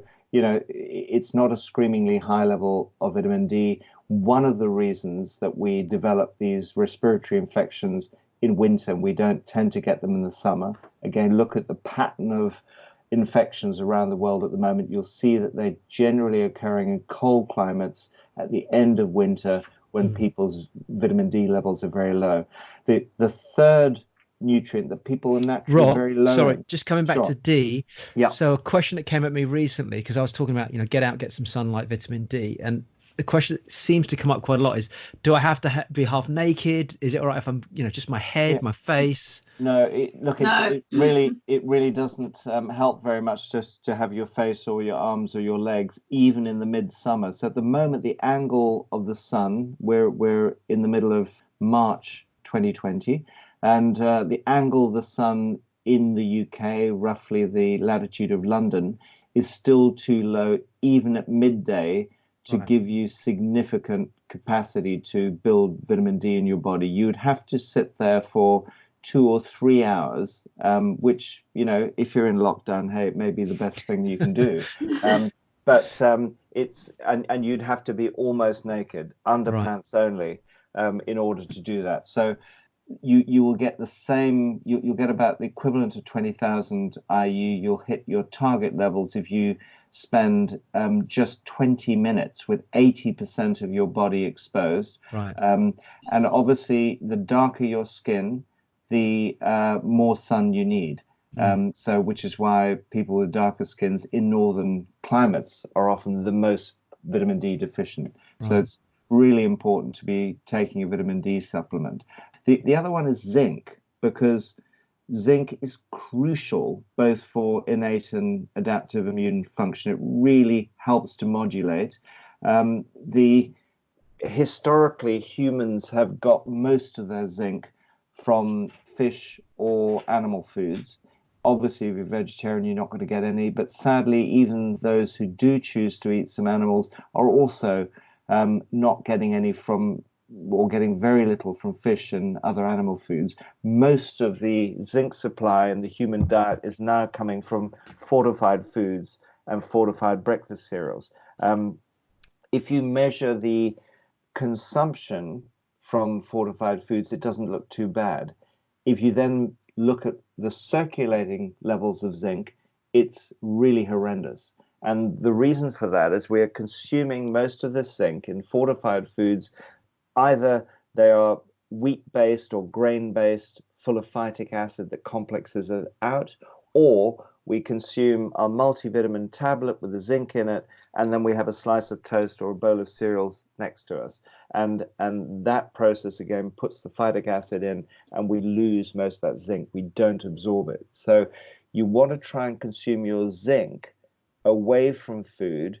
You can take it as liquid in drops, or you can take it as a lozenge that you suck, and you get really good sublingual delivery underneath the tongue. And you can very quickly, just by taking the recommended daily allowance, the nutrient reference value, 15, that's 15 milligrams a day. You can easily go up to 30 milligrams a day, but don't go much over that, because if you consume too much, you actually undo all the benefits of taking it, and you get this U-shaped curve where actually it starts to destabilize. If you take more than about 50 milligrams a day regularly, you will start to destabilize your immune system. It won't modulate, particularly between Th1 and Th2 cells, T lymphocytes. Sorry, so I was going to say, Ro, just for the listeners at home, I had the blog on my screen whilst Rob was talking there, and all of that information is on there, plus 7 more types of methods to build an immune resilience as nature intended. So we'll put that in the show notes as well, so listeners can quickly access that article, because it's fantastic. I was having a little read in the background. I know we're conscious of time, but I'm just going to ask a personal question. What's your view on supplementing with vitamin C and magnesium as well?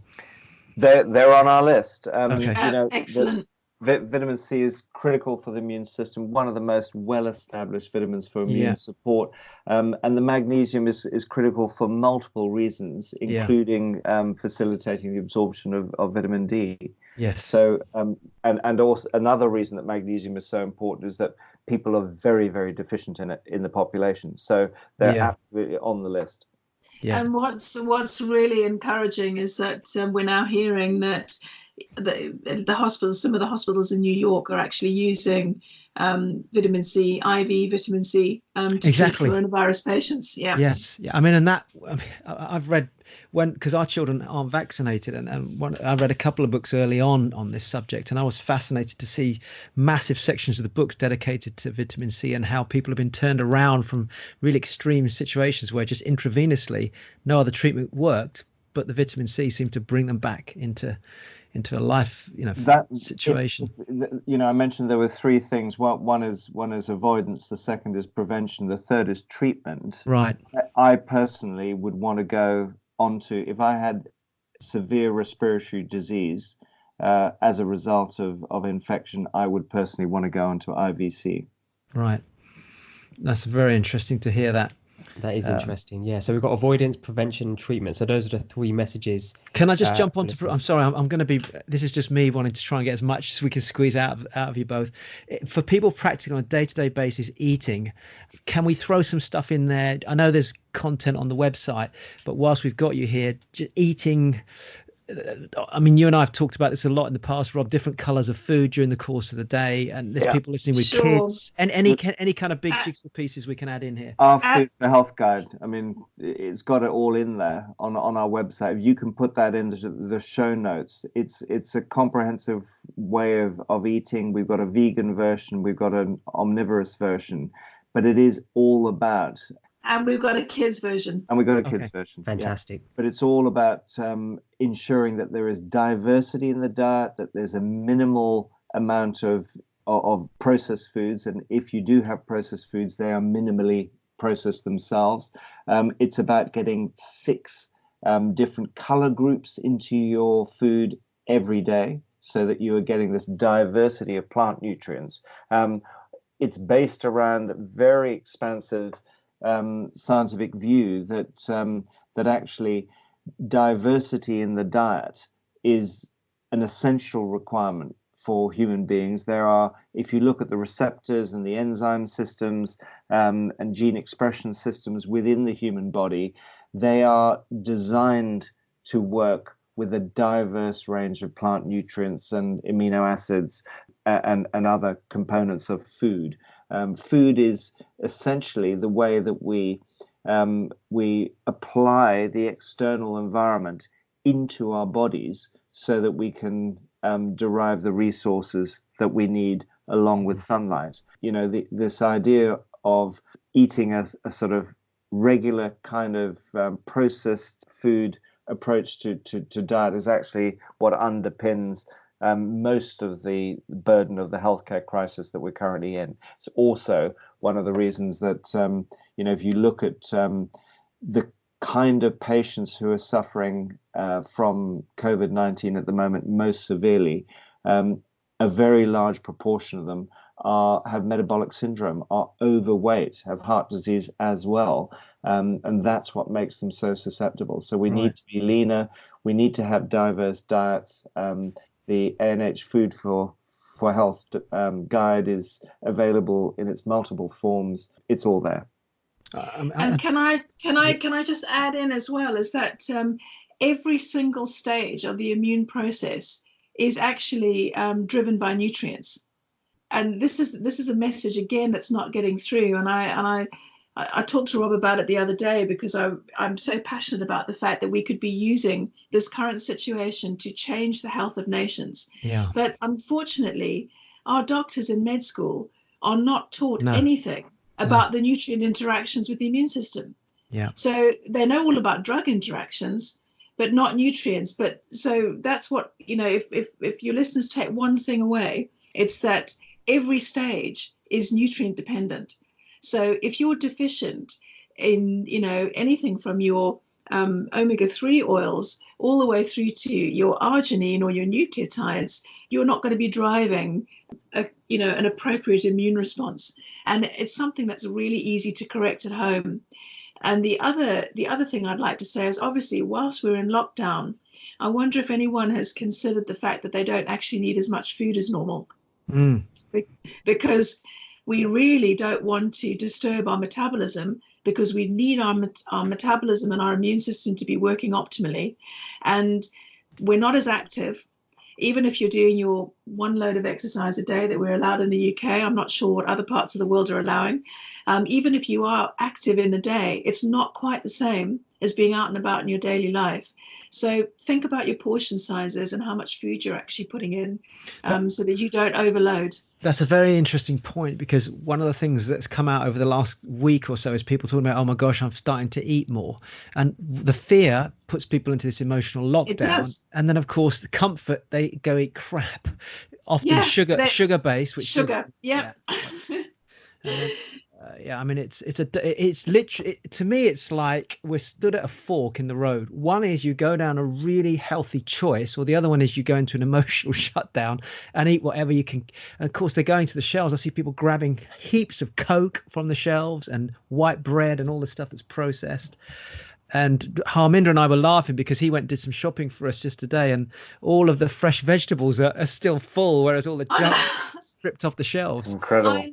Yep. It's dire, because I'm thinking about what we're going to be reaping from this in the next 6 months to 18 months. And then when you add on the stress that we still have to go through in terms of people's jobs and the economy, it's, get a handle on your emotions now. Learn to be flexible, learn how to get yourself out of that state, so that even if people around you are losing their heads, you'll keep yours. Yes.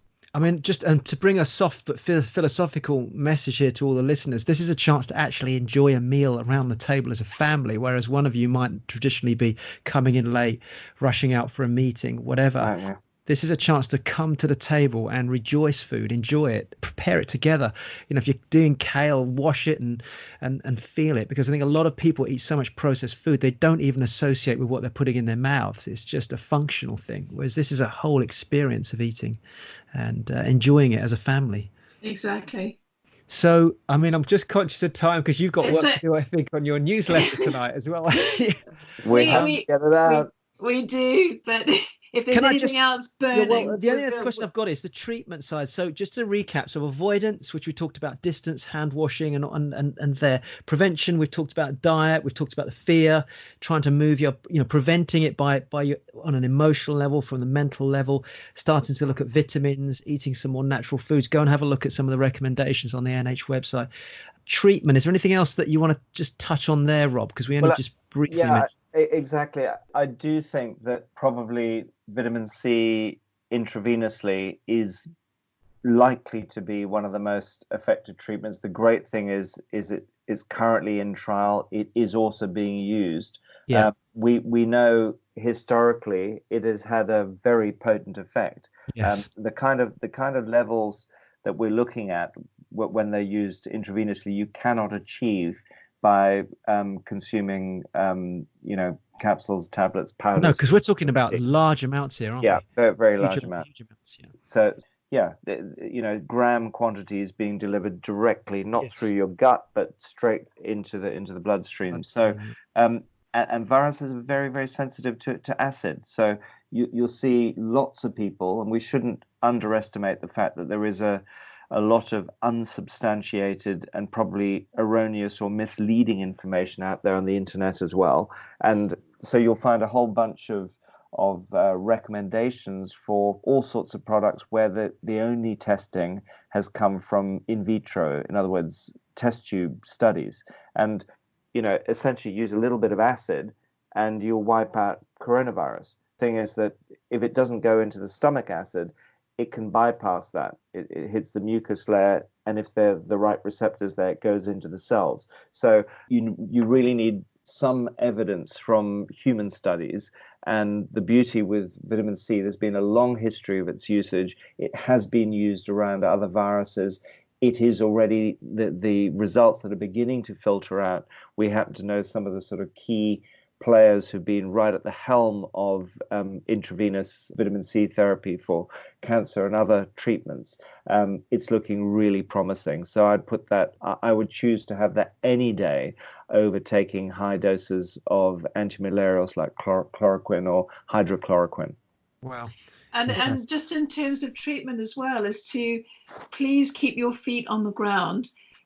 And, if you do contract coronavirus, in the majority of people, it's like a moderate to serious flu.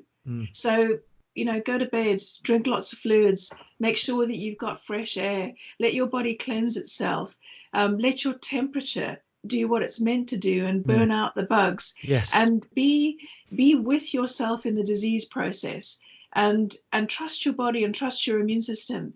If you do get into real respiratory crisis, then there's the IVC and there's a different way to go. But just to remind people that the majority of people are having asymptomatic to mild symptoms to sort of moderate symptoms and just feeling like they've had a really serious bout of flu. Yeah, that's a great point, actually, because I think that's the challenge we've got at the moment is if we didn't have this on the table, most people would be like, well, I think I've just got a flu.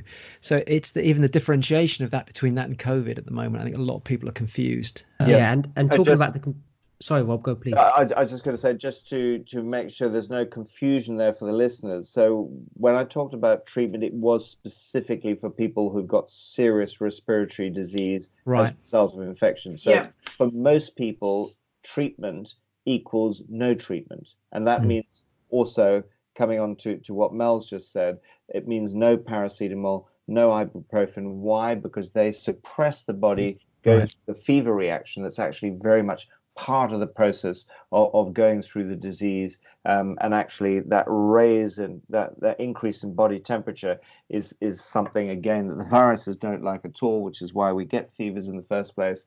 And you just got to go through that process, which is why hydration really plays out here, doesn't it? Fluids, it does. Fluids, absolutely essential. And if anyone's lucky enough to have an infrared sauna at home, then make use of it. You know, it really helps to move things out. And the coronavirus doesn't like heat either. I need to have that conversation with you separately, Mel, because you dropped that bombshell on me about 7 months ago when I saw you, and I'm still talking about that because I said to my other half, because we were thinking about getting one, I said I need to talk to Mel because she kept talking about infrared. I know. I'm just very envious because I've got no space and not able to do anything here. But yeah, that's a good. Can I, sorry, Harms, just to jump in. We talked about, and I know we've got to move quickly now to finish, but we talked about fear as being one of the preventions in terms of managing that. I don't know if you're in a space to say what we should and shouldn't eat, but I'm just conscious that there might be people that are genuinely ignorant about certain food types or processed food types that actually can lower the immune system, create acidity and make the blood vulnerable. Can we throw some of those out without saying brands? Are we able to mention that? Sugar. I was just going to say sugar. Yeah, sugar's of course, sugar's the obvious one, isn't it? Sugar and processed carbohydrates are the big thing. So pasta, white bread. Yeah, the very thing that people have been bulk buying. I know. The pasta, the polished rice, the very processed rice, bread, anything like that is a processed carbohydrate. Coca-Cola. Yeah, simply get rid of those things and replace them with a diverse range of particularly vegetables. A lot of people will tend to put fruits and vegetables into the same category. They are incredibly different beasts. By definition, fruits do contain a lot of fructose, a lot of sugar. So while having a small amount of fruit, particularly after you've actually consumed a main meal so that you manage your blood sugar spike, it is fine. You cannot treat vegetables and fruit interchangeably the way in which we tend to when we say just eat more fruit and veg. So what we would need to do is eat a lot more veg, and make sure that we're eating a diversity of fruits, and not necessarily the sweetest ones or the least nutrient dense ones like bananas, which is incidentally the most popular fruit eaten in the world and certainly in the UK.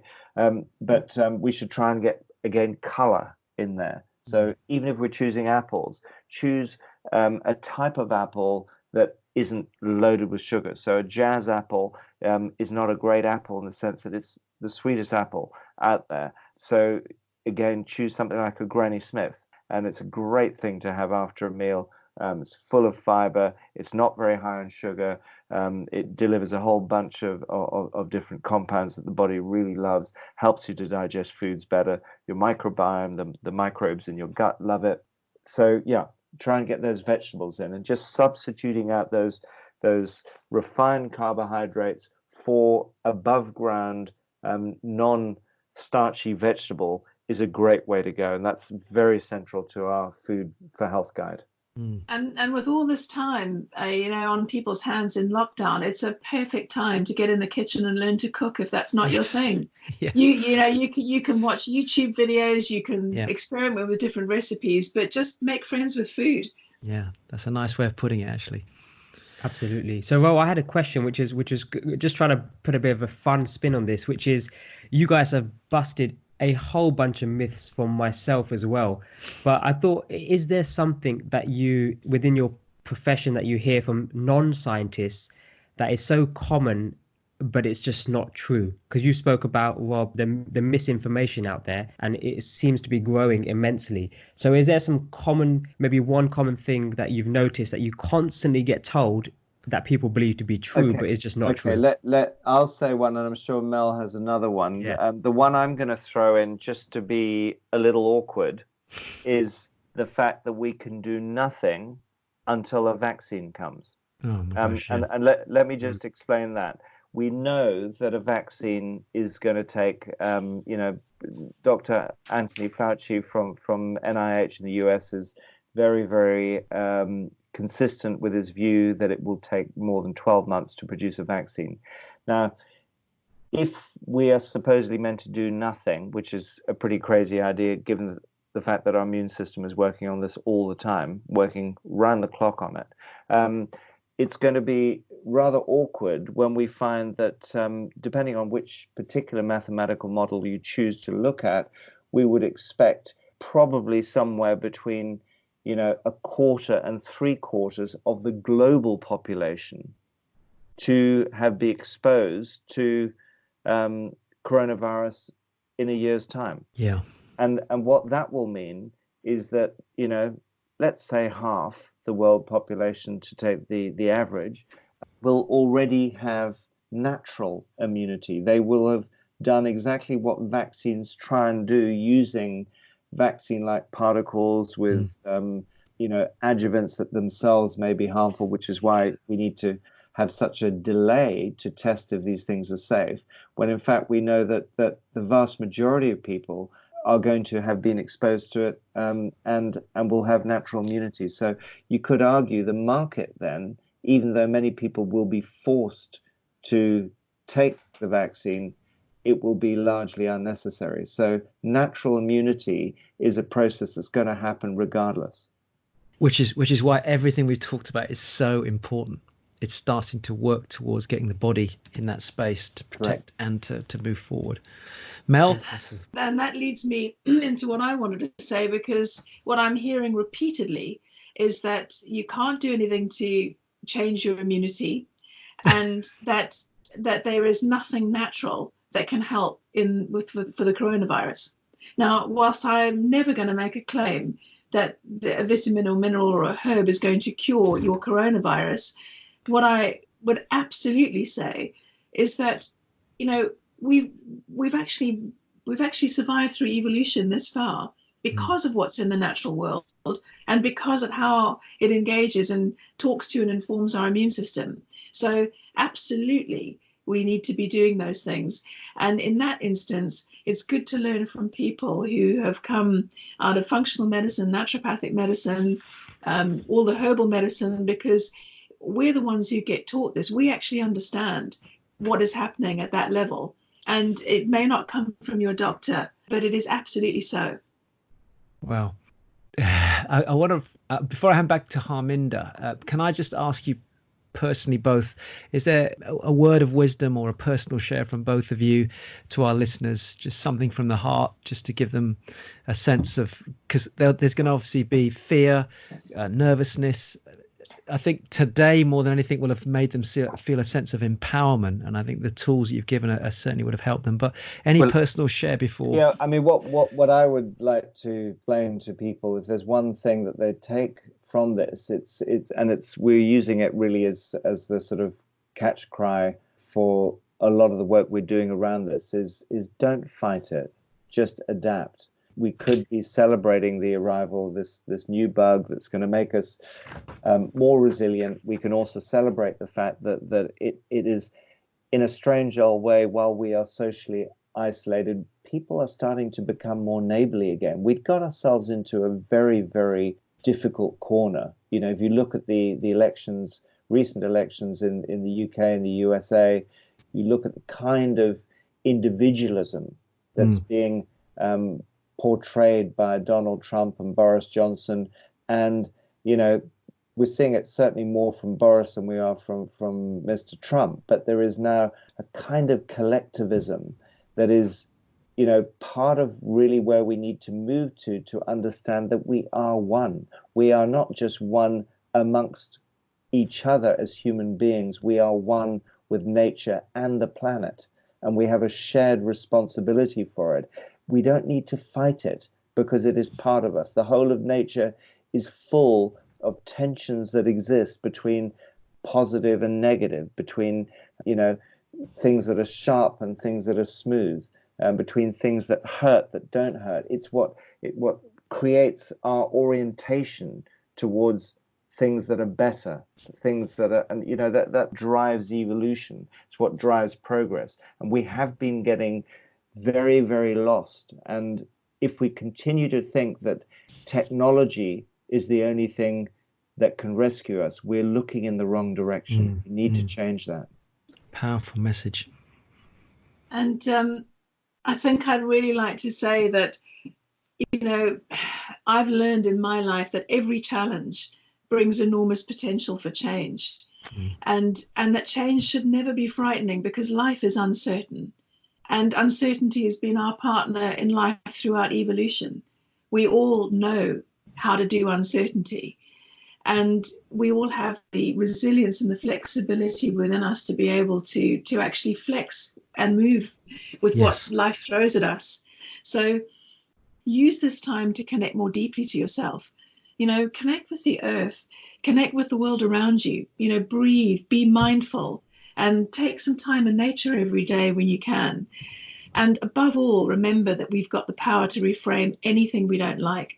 So, I really believe that we are immensely powerful beings. We have free will and we have choice in this universe. And also, we don't need to move anywhere to harness the power of intention. So in this time of lockdown, make it your creation time. Yeah. Beautiful message. Thank you both. Thank you so much, Ro. Thank you so much, Hans. It's been thank you to fabulous. both of you. Absolute pleasure. Ro, any final words before I sign us off? I'm just going to be silent, because I think what everybody's just heard there is immense. I think they're going to need to sit and process it.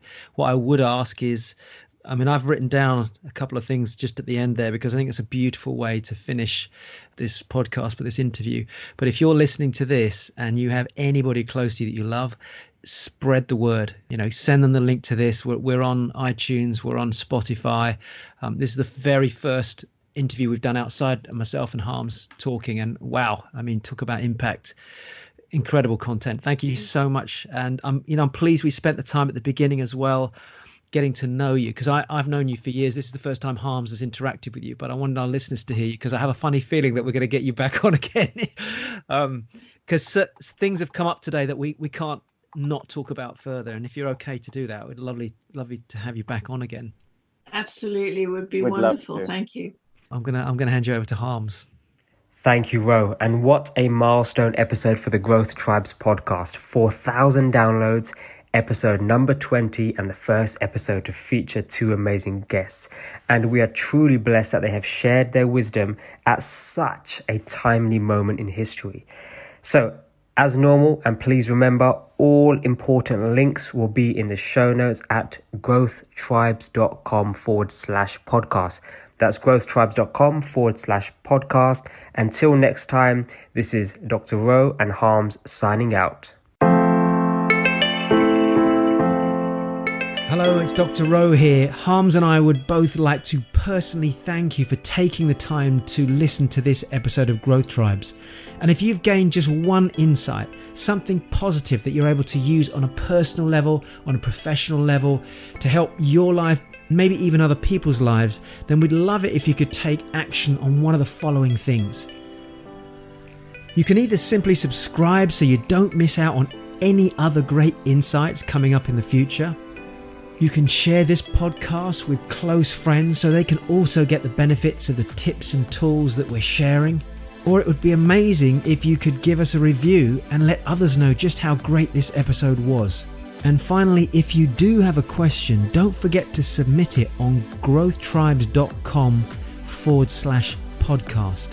Thank you again for listening. This is Dr. Rowan Harms signing out, and we'll see you again on the next podcast.